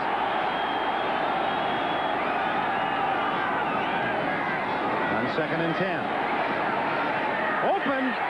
Oh, almost intercepted by the rookie James Williams. That pass seemed to float as wide open was Manuel on the sidelines. That would have been ideal. He was down around the 7-yard line. Well, Manuel had to stay by the sideline, Dick. He couldn't leave the sideline, so he had to reach out for the ball. Because if he'd have been tackled in bounds, the game would have been over. So he had to wait out there. And it gave them a chance to intercept it. Williams made a nice move on it. It'll take another play just like that. Throw it earlier. 19 seconds left. 3rd and 10.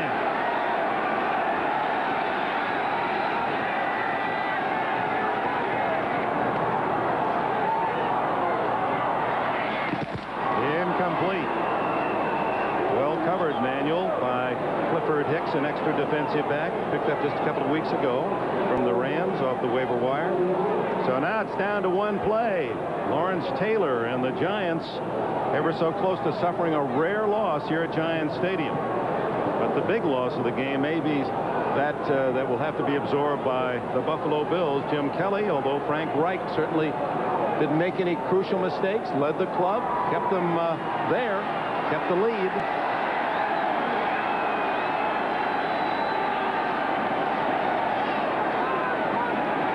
Into the end zone this time. Incomplete, and that'll do it. 9 seconds left. The Bills take over on downs, and they can celebrate. Well, it's their first step toward credibility and being a viable Super Bowl candidate and a Super Bowl contender. A team that could play well in the Super Bowl, provided they have Kelly. Good coverage. No one open. And the Bills on that 4th down, the team togetherness. And it was a very important victory for them. They're the second cousins up north in Buffalo. They don't get the praise and adulation that those that play here in this metropolitan area, the Giants, receive. But they've earned their respect today. A 17-13 win. Buffalo stays atop the AFC East. The executive producer of NBC Sports is Terry O'Neill. The coordinating producer of NFL on NBC, John Faratzis. The Bills and Giants today, directed by John Gonzalez. Associate director John McGinnis. The production associate Carol Larson. Carol Larson, the technical manager Bill Perinello, the technical director Mitch Geller. Our thanks to Elliot Cal, Mike Elber, and Frank Sikowski here in the booth, and all the rest of the men and women, many who weren't exactly comfortable in that rain and sleet that pelted down, especially in this first half. Job well done, and for the Bills, a victory against the Giants, and for their fans, hopes that Jim Kelly, that knee will not be serious, and he'll be able to play again come January in the playoffs. They still have to beat Miami to secure that AFC East next Sunday. That's the story here at Giants Stadium. Much more football ahead, so stay with us as we go back to NFL Live and Bob Costas. All right, Dick, thank you very much. Obviously a marquee victory for the AFC, an away victory for Buffalo on the home field of the Giants and on national television. Miami plays the Seahawks tomorrow. Now, Miami has to win that game at home to increase the importance of the game coming up in Buffalo next week, a game obviously the Bills will have to play without Jim Kelly. We're halfway through this Saturday NFL twin bill. The Redskins and Patriots tee it up at exactly 4:01 Eastern Time, so we invite you to stay with us until then. Coming up on the postgame show, O.J. reports live from Giant Stadium. He'll have player interviews as well as an update, if one is available, on Jim Kelly's condition. As we said, Paul McGuire will join us live from New Orleans, and we'll also look ahead to tomorrow's full slate of NFL games with playoff implications. That and more is next as NFL Live continues.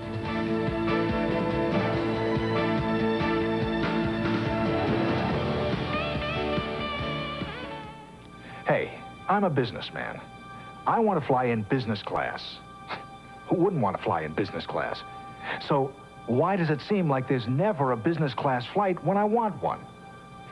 Answer that one, will you? TWA has nearly 3 times as many domestic flights with business class as all other airlines combined. Amazing. It's like they read my mind. TWA's business class. We did it first. We do it better. No. No, thank you. Come on, why? You're just... I'm a cool guy. I know, but... But what? I want a man who wears English leather.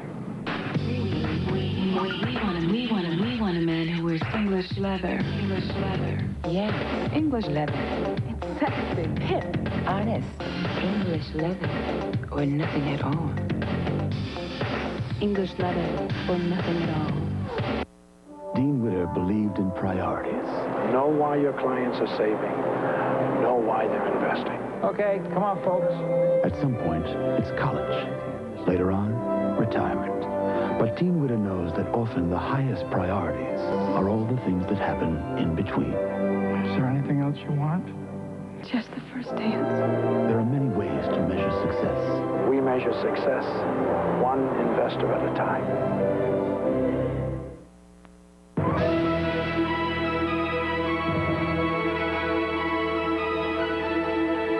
Okay, welcome back to the post-game edition of NFL Live. Bob Costas here in Manhattan, along with Will McDonough. O.J. Simpson has spent the day at Giant Stadium witnessing firsthand the injuries to both Jim Kelly and Phil Simms. Now, Juice, as we understand it, Simms, with the sprained ankle, should be able to play next week against Phoenix, but no such luck for Jim Kelly as far as next week's game against Miami or maybe beyond that.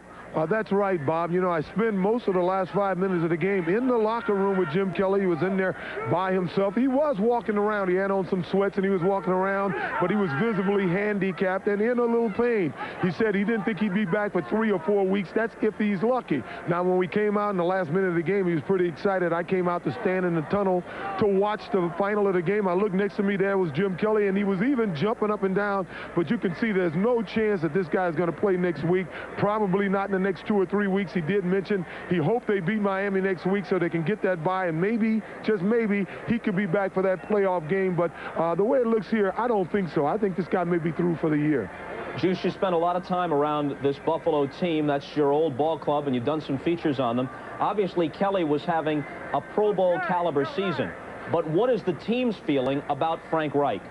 Well, you know, they had a lot of confidence in Frank Reich. Last year, when they were having all the controversy and the victory, and a lot of people were pointing fingers at Jim Kelly, most of the guys on the football field felt that they played better with Frank Reich. Obviously, this year, that's a little different. Jim Kelly has had a super year, and not only has he been a star this year, he's been a leader of this team this year, and I can see visibly on the sideline the team was somewhat shaken when he went off the field, but Bruce Smith was running up and down and said, it's up to the D. It's up to the defense. So I think they have a lot of confidence in Frank Reich. You can see that they're real excited about this victory. I know in the back of their minds, they knew they were carrying the staff of the whole AFC. It's almost like the old AFL, NFL days when there's a lot of rivalry between the two conferences. I talked to a lot of the guys this week, and they were aware of the fact that they are the one team in the AFC, along with the Raiders maybe, that they felt were physical enough to not get pushed around by these good NFC teams. And they came out here today, and they proved it. And you can see as they went into the locker room, they were yelling, Super Bowl, bring on Miami. Okay, O.J., don't go anywhere. We'll check back with you in a few minutes for some post-game interviews. By the way, Frank Reich, as you know, was 3-0 as a starting quarterback after Jim Kelly was injured last year. For your information, those 3 victories came against the Jets, the Rams, and the Dolphins. All 3 were home games for Buffalo. And we'll be rejoined by Will McDonough, Paul McGuire, Dick Enberg, Bill Walsh, and a cast of thousands when NFL Live continues after these messages from your local station.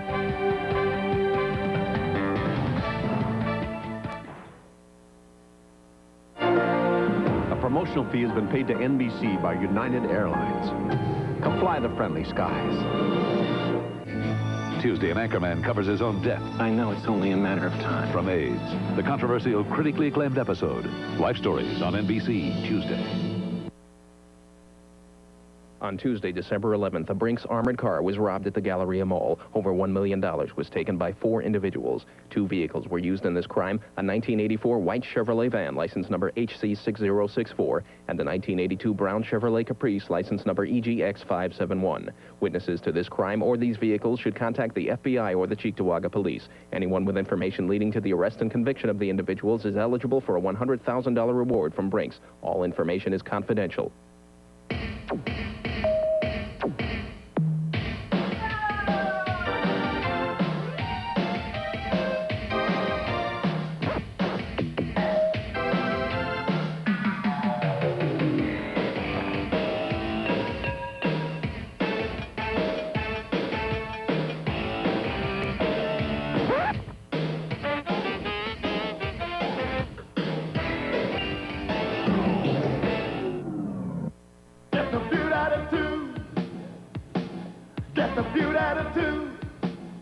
Weeknights at 7:30 only on Channel 2. Wishing you and your family a happy Hanukkah from all of us at Channel 2.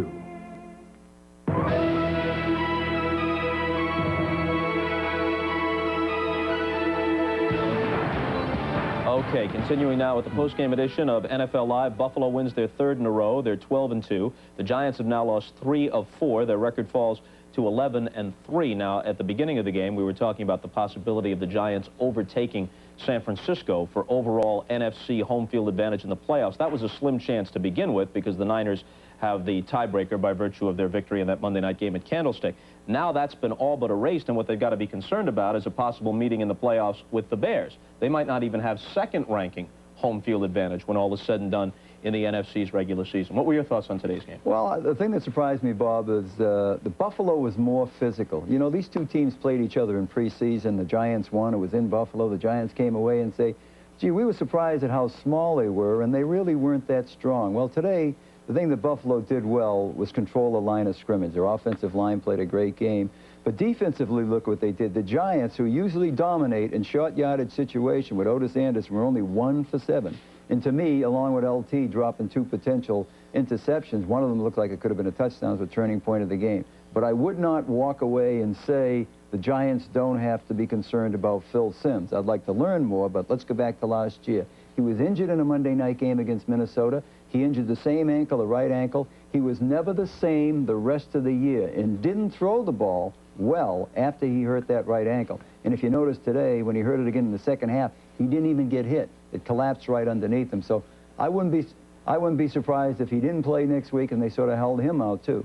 Started out well for the Giants in a short yardage situation in the first quarter off that first drive when Otis Anderson scored on 4th and goal. But as you say, after that, they were subsequently stopped. Statistically, Rodney Hampton had 105 yards rushing today for the Giants. Lawrence Taylor with those 2 key dropped potential interceptions, and as Will said, could have turned the game around. He did have 5 tackles and 1 sack. OJ is with Bruce Smith right now, who didn't add to his league-leading sack total of 19, but did have 10 tackles. Back to the Meadowlands, and here's the juice. OJ? Hey, Bob, you're right. I'm here with Bruce Smith and a very proud mother, Annie Lee Smith. Bruce, your impressions of the day's game? Well, I tell you, it was a hard-fought battle. We can't take any credit away from the New York Giants. They are every bit as tough as their name sounds, and we're just happy to come out with this one with a victory. Well, tell me about how did you guys feel when Jim Kelly went down? Well, I tell you, it was an emotional period. We had Jim go down like that again last year, and the defense had to pick it up. We got together on the sideline, we regrouped and said, hey, the defense is going to have to pull it out, OJ. You know, I was with you a few weeks ago. You and I and Lawrence Taylor were all out having a pretty good time. You guys seem to be pretty friendly. Can you comment on your comments this week about, you know, your style of play and your level of play compared to Lawrence's? Well, you know, I can't take any credit away from Lawrence. I think over the last 10 years, Lawrence has been the most dominant defensive player in the league. And I think just right now I've stepped up and I'm having a great year, and I just wanted some credit for it. The significance of this victory for the AFC. You know, there's a lot of talk that we're not as tough, or the AFC is not as tough as the NFC. Well, I really think that's a bunch of baloney. You know, I'm thinking that you can't take anything away from the New York Giants as well. They're a hell of a football team, but so far as the AFC is less physical than the NFC, I don't think so. I think this is all one league, the NFL, and it just depends. Anybody can get beat on any given day, put it that way. I don't think you added to your league-leading total 19 sacks. What were they doing to you? You got one today. 20. So what were they doing to you today? Well, anything you didn't expect? They were double-teaming and triple-teaming on some plays, but hey, if they put that much pressure on me, somebody else has to pick up the slack, and that's what we did today. Ms. Smith, you must be proud of yourself. Very proud of him. Very proud of him. All right, a happy Smith family here, Bob. Hi, Dad. Hi, Carmen. All right, plenty of national television time for the Smith family, and we're going to check and see if officially Bruce Smith was credited with a sack. On our totals, no. He may feel he was entitled to one, but right now we got him at zip. We'll know before we leave the air, though. And winds northwest 30 knots, gusting to 45 knots. Rain expected to continue till 10 p.m. 5 inches predicted in the 7-county area.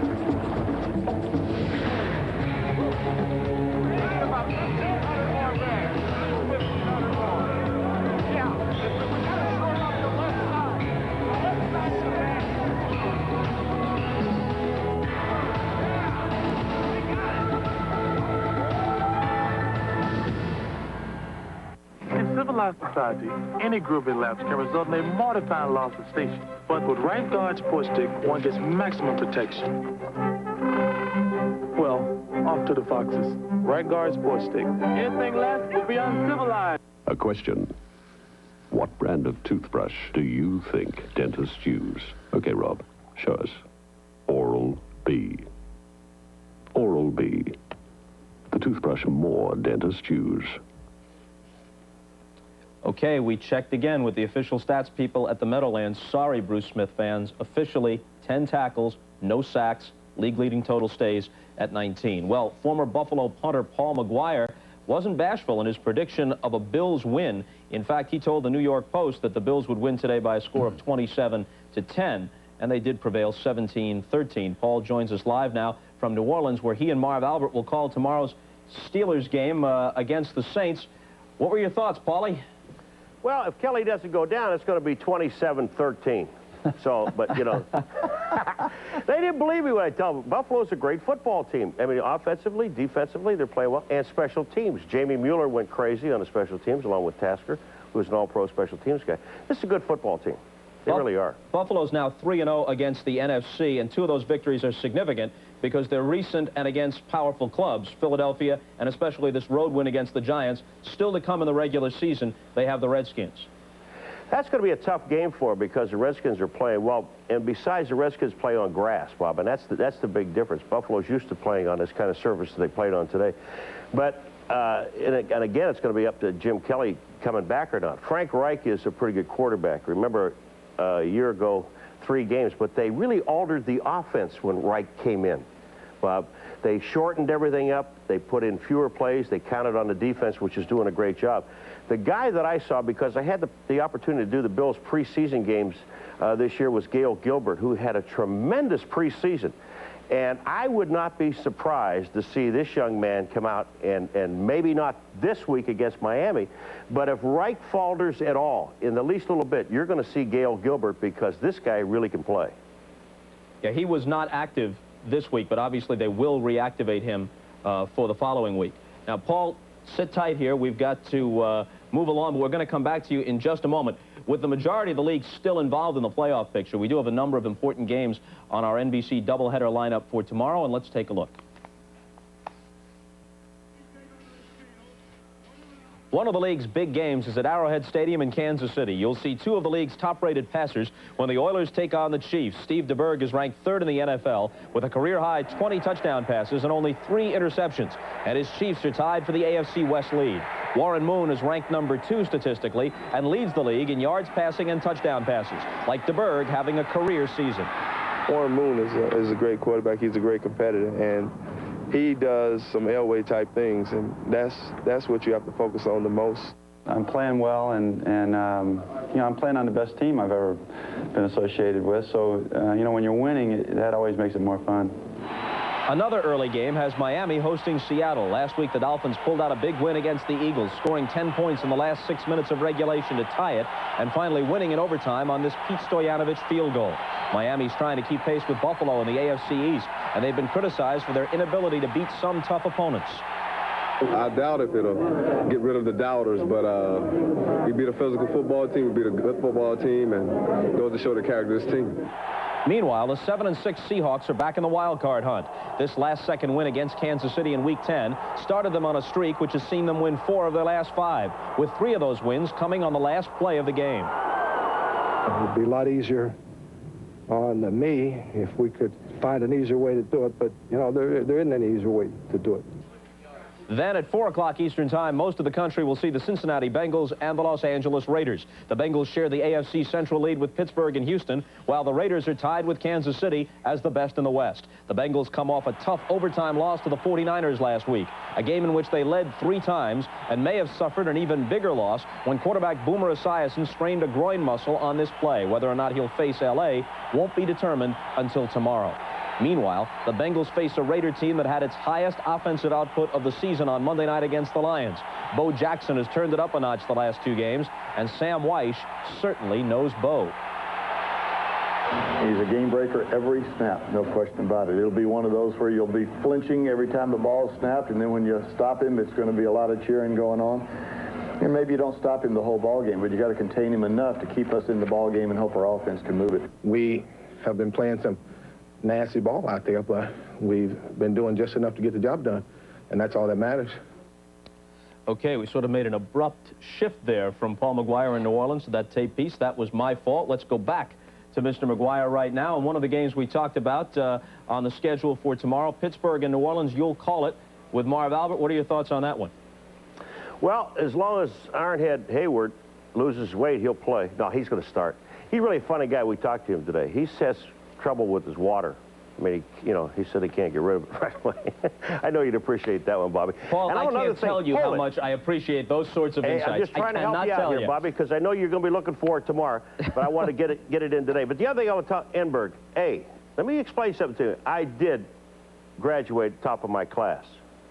I was asked to leave the Citadel in 1960 before the graduating class got their diplomas. So in that sense, I left first. In that sense, you left first, yes. Huh? Very nice. You know, people would be shocked to realize, I don't mean to interrupt your ramblings here, Paul, but people would be shocked to realize that you actually led the nation in receiving. You weren't just a kicker, but you led the nation in receiving 1 year in the late 50s at the Citadel, true?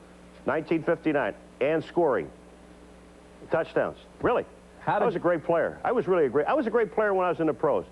In fact, I was probably one of the best players that ever came out of the AFL, 11 years. And you played on the last... about the game? You want to talk about the Pittsburgh-New Orleans game or not? Hey, Paul, you take it anywhere you want to take it. You want to talk about this game or not? Quickly. Okay. Very quickly, Pittsburgh, you know, just talking to Jim Moore, when they look at Pittsburgh, offensively and defensively, they don't change anything. They line up on defense in a 3-4. They tell you exactly what they're going to do to come at you. On offense, they do the same thing. They're going to trap you. They're going to run play-action passes. And Moore said that is a tough offense to go up against because you've got to key your defensive ends and make sure that these guys play at home and stay there for the traps. So it's going to be a tough game. You know what that music means, Paul? Time for us to shuffle off. You don't have to cue me, pal. I know when to get out. That's right. We'll check you tomorrow with Marv Albert, provided we flip the microphones on. That's still in some question. And more from O.J. at the Meadowlands when NFL Live continues.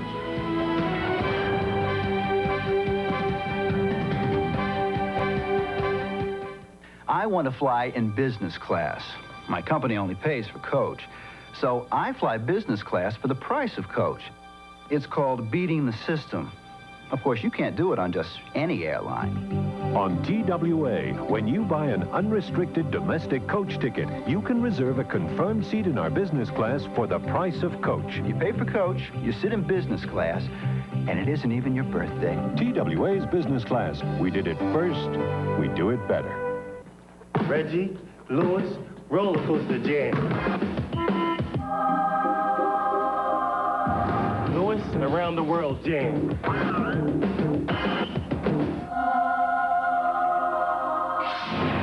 Reggie, reverse jam.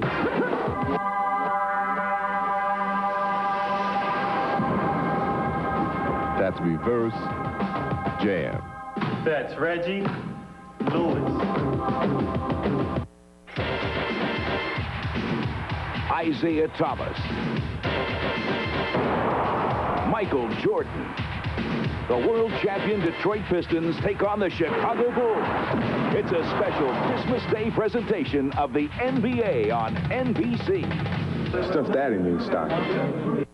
Okay, right back out to Giant Stadium. We rejoin O.J. Simpson. He's with Frank Reich of the Buffalo Bills. Juice? Well, yeah, I'm out here with my star of the game today. How did you feel when Jim Kelly went down?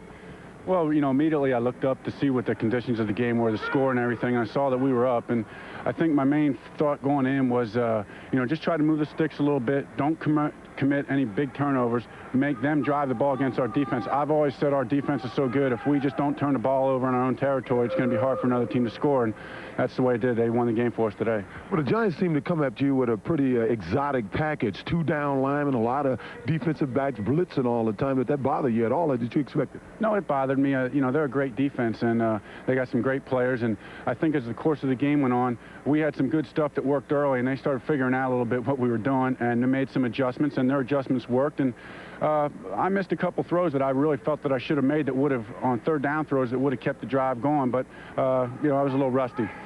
Did you have a chance to talk to Jim Kelly in the locker room in his situation? You know, just briefly, and, you know, Jim's great. I mean, he's my biggest supporter, came up and gave me a big hug, and I just told him, hey, Jim, thanks for putting those 14 points up there early because we needed them. How important was this game in light of all the conversation that the AFC is not as physical or as dominant as the NFC? Was there much talk about that this week?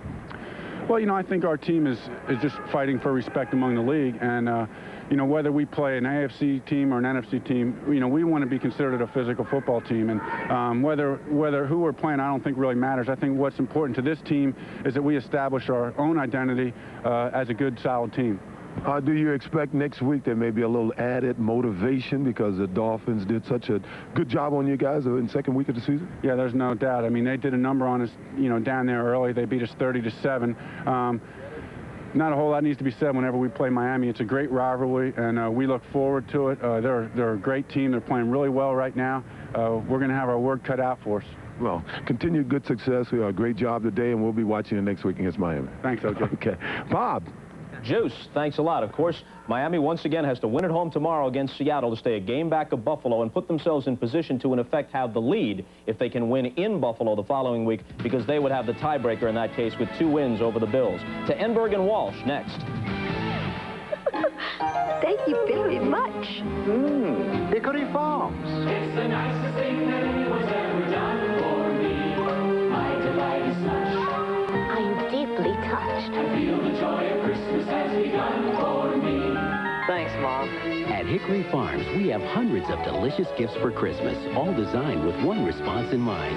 Thank you very much. Hickory Farms, the gift everyone loves to get. Thank you.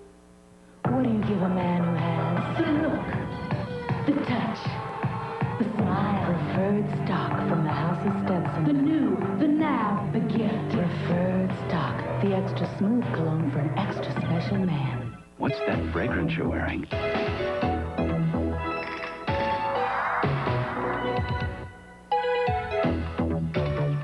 Make a statement without saying a word.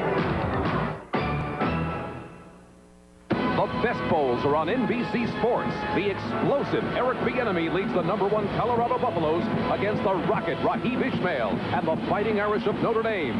It's the primetime showdown to decide the national championship. The Federal Express Orange Bowl. New Year's Day, NBC is the place to be. Okay, back to the Meadowlands. There they are, appropriately attired for the chilly climes out there. Mr. Enberg, Mr. Walsh, take it. All right, Robert, a couple of teams watching closely today. Miami has to win to tend their own store before they go up to Buffalo next Sunday. And the Chicago Bears now have to be hopeful that they won't have to play in the first round. It's really a key between the Bears and Giants as to the team that rests a week, and the other will have to play a wild card team. Now, as a coach, you lose your star quarterback, so crucial to all the success of any team, Jim Kelly. Let's say that he's not available even into the playoffs. Put yourself into Levy's boots here. I don't like doing that, believe me. Reich played well. He related that to us. I think he will play well if everything's really controlled. If he's not expected to carry his team like Kelly did. He's played well in the past.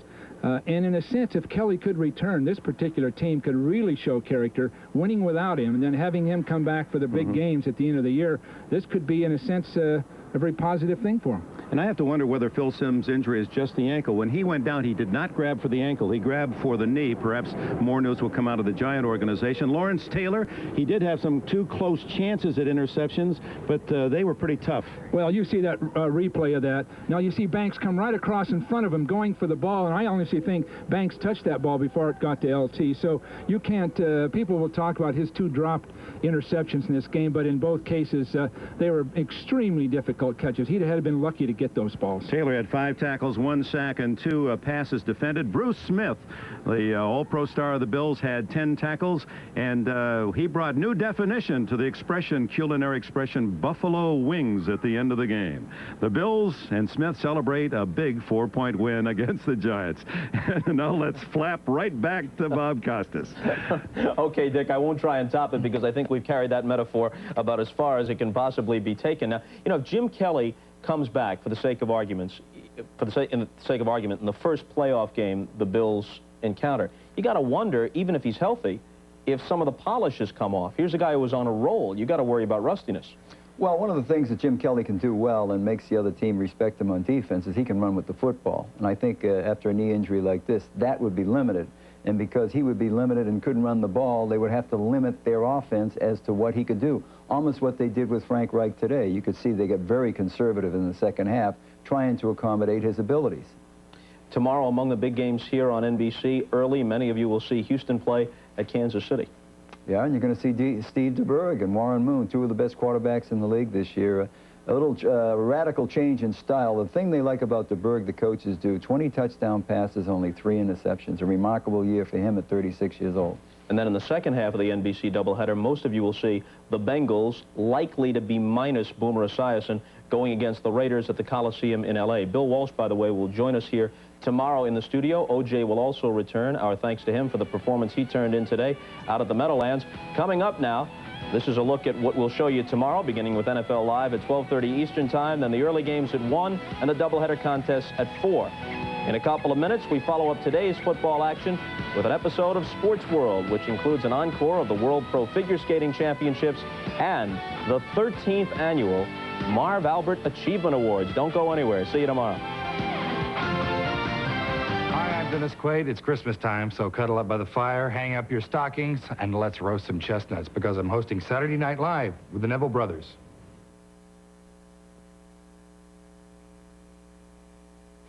It's Chevrolet Geo winter time, where everyone can win with the most fuel-efficient line of cars and trucks in America. Sir, what's your favorite color? Medium Quasar Blue Metallic. Good guess. You can win with cash back or low financing on any Geo. Tracker, Storm, Prism. Miss, come here often? I've never even bought a new car before. Well, then you can win with a first-time buyer bonus on any Geo. I love this Metro. I can tell. Get to know Geo during wintertime at your Chevy Geo dealer. When you rent from Hertz in Florida, you get more than a great car at a great rate. The real bargain is the company behind the car. Because whatever it takes to make your vacation go smoothly, Hertz is there to make it happen. From emergency road service that's as close as a phone to free unlimited mileage, wherever you roam. Next time you're in Florida, wouldn't you feel better with Hertz behind you? Hertz, we're America's wheels. On Tuesday, December 11th, a Brinks armored car was robbed at the Galleria Mall. Over $1 million was taken by 4 individuals. 2 vehicles were used in this crime, a 1984 white Chevrolet van, license number HC6064, and a 1982 brown Chevrolet Caprice, license number EGX571. Witnesses to this crime or these vehicles should contact the FBI or the Cheektowaga Police. Anyone with information leading to the arrest and conviction of the individuals is eligible for a $100,000 reward from Brinks. All information is confidential.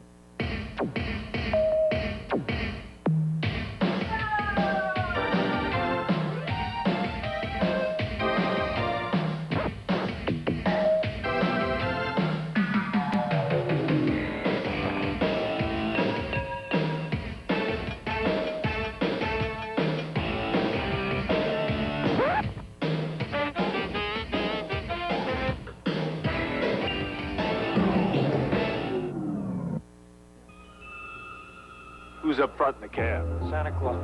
And I'm the Tooth Fairy. Clint Eastwood, Charlie Sheen. Good work, kid. Now read them their rights. Raul Julia, Sonia Braga. In a movie that'll blow you away. When I go with a bang. Fasten your seatbelt. The Rookie. Now playing at a theater near you. Show how much you care. Donate a new toy. And help make our Christmas wish come true.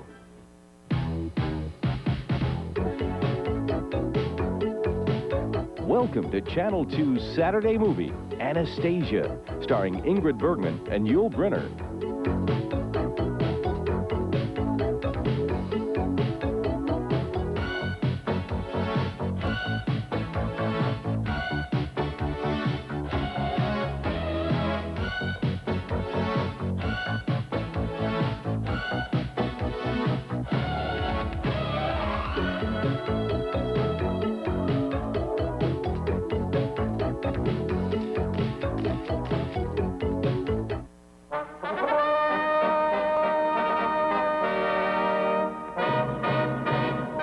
The designers of Craftmatic adjustable beds welcome you. And now, speaking for Craftmatic, here are your hosts, Paul Eels, Ron Sherman, and Libby Strawn. Hi, I'm Paul. This is Ron. And standing in the studio there is Libby. Folks, during the breaks in the program that follows, the three of us are going to be talking to you about the Craftmatic adjustable bed. The Craftmatic bed is not an ordinary flat bed. It's an adjustable miracle. And to learn just how miraculous a Craftmatic adjustable bed can be, call the toll-free number now appearing on your screen, and we'll mail you a fabulous Craftmatic adjustable bed color catalog absolutely free. We'll be back a little bit later on, but right now, let's stop this commercial, settle back, break out the popcorn, and enjoy a fine show together. All right.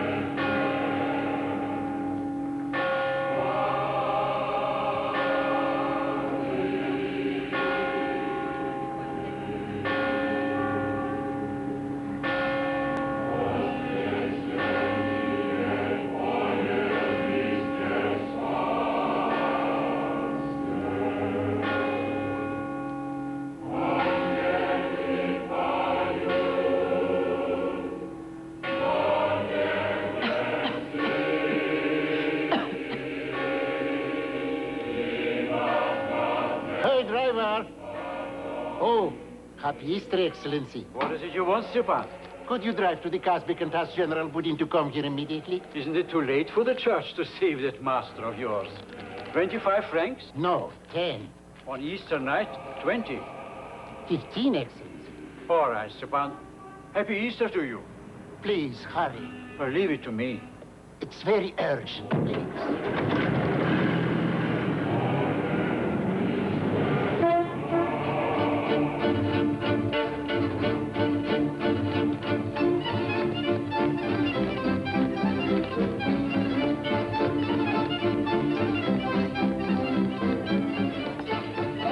Look, Bob, don't you adore Russian food? Faster! Faster! Faster! General, I'm just mad for your place.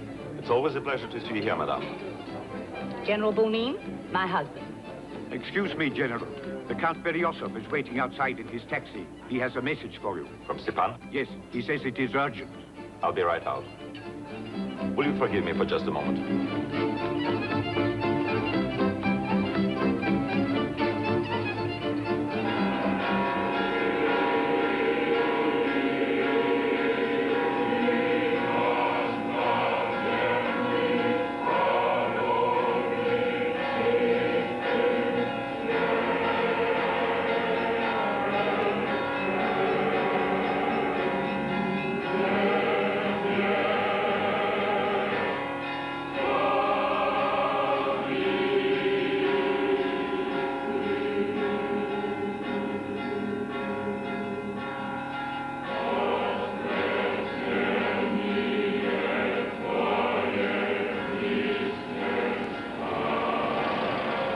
Here? Yes, sir.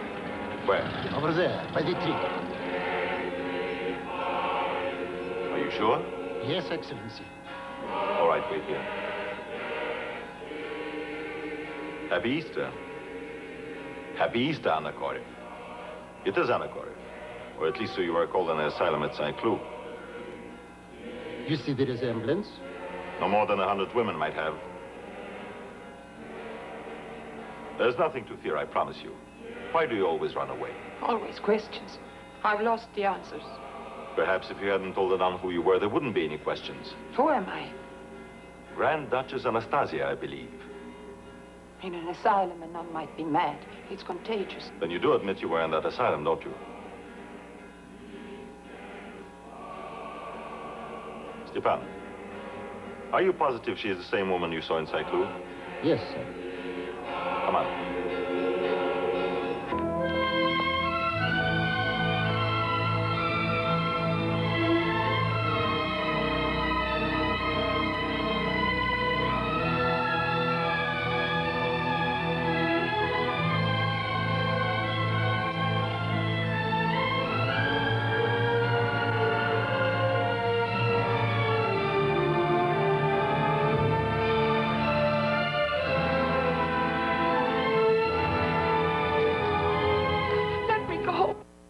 We'll return to Anastasia in just a moment.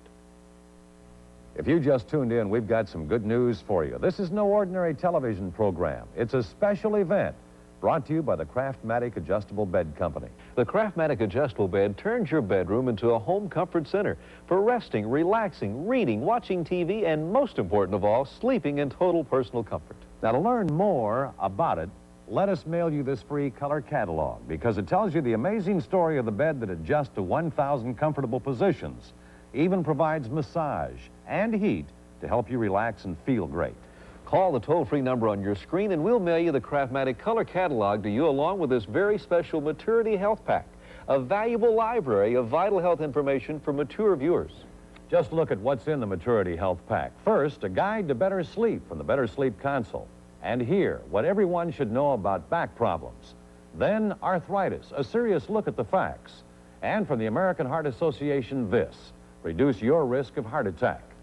Nothing in the Maturity Good Life Health Pack is advertising material.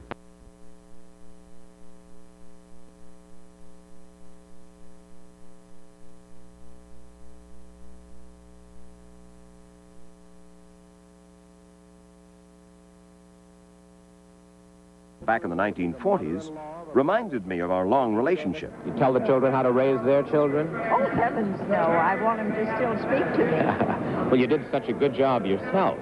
You helped me. What's that? You helped me.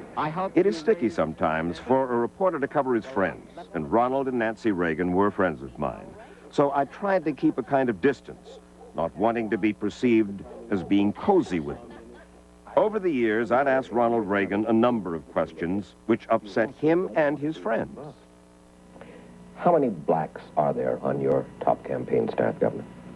I couldn't honestly answer you. No. That speaks for itself. Huh? I say that speaks for itself. No, because I can't tell you how many people are on the staff. But you can tell black from white. Oh, yes. But his wife, Nancy, remained a friend of mine, open with me until she wrote her book, My Turn. And once again, I felt I had to ask her some difficult questions about things that she herself had raised in her book. What was your husband's role in Iran-Contra? Nothing. I mean, it was... He was president of the United States. It was what... I don't know enough about Iran-Contra, Mike, to talk to you intelligently about it. All I know is that he did not think he had done anything wrong. He didn't know of anything that was going on. You're going to be in Japan, and I'm told it's a $2 million 2 weeks. They're getting 2 of us. They're working us like crazy. But it's going to be a well-recompensed 2 weeks. It is for everybody who goes there, which you probably know. Now, you really didn't need that question. That apparently tore it.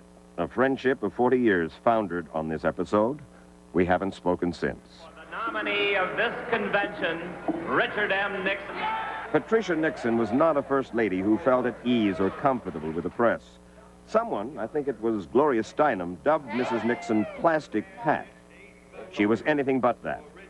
During the 1968 campaign, I covered the Nixon family, and I found Mrs. Nixon warm and caring and very vulnerable, and always guarded when newsmen and cameras were nearby. We've known him for 20 years. He's held our little children in his arms, and we consider him almost a member of our family. Good of you to call. Richard Nixon, who in 1968 offered me a job as his press secretary, I preferred to stay at CBS, was himself never comfortable with the media. In a 1968 interview just prior to his election, he talked to me about charisma and the presidency. When style and charisma connotes the idea of contriving of public relations, I don't buy it at all. Let me make this one point. Some public men are destined to be loved, and other public men are destined to be disliked. But the most important thing about a public man is not whether he's loved or disliked, but whether he's respected. And I hope to restore respect to the presidency.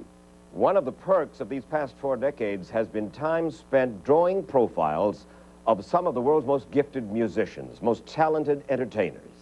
That's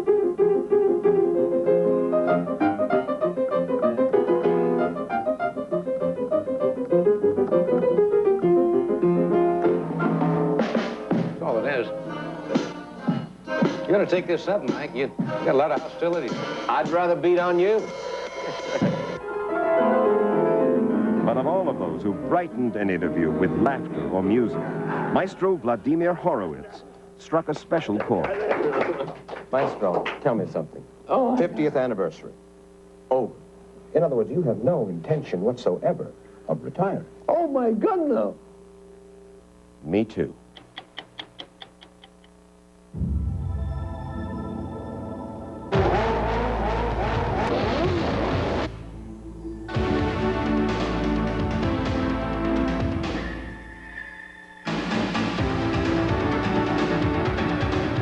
At Acura, we believe that the best way to discourage limited thinking is to design cars in an environment without limits. The NSX, precision-crafted performance from Acura. My cereal tastes boring, bland, and not so good, but it's high in fiber. My cereal tastes tempting, terrific, and very good, and it's high in fiber. Really? What is that? Fruit and fiber. Ah, fruit and fiber. With all those delicious crunchy oat clusters, juicy raisins, dates, and crispy walnuts, it tastes terrific. Mmm, delicious. And it's high in fiber, too. Great tasting post-fruit and fiber cereal. Why would you want your fiber any other way? Good evening, I'm meteorologist Ted Texter. We have a forecast coming up on News 4 Buffalo Update that will please you. Plenty of sunshine through the day tomorrow. The kids will be a little cool in the morning. But what of the weekend ahead? Well, we'll have that full forecast for you at 11 o'clock.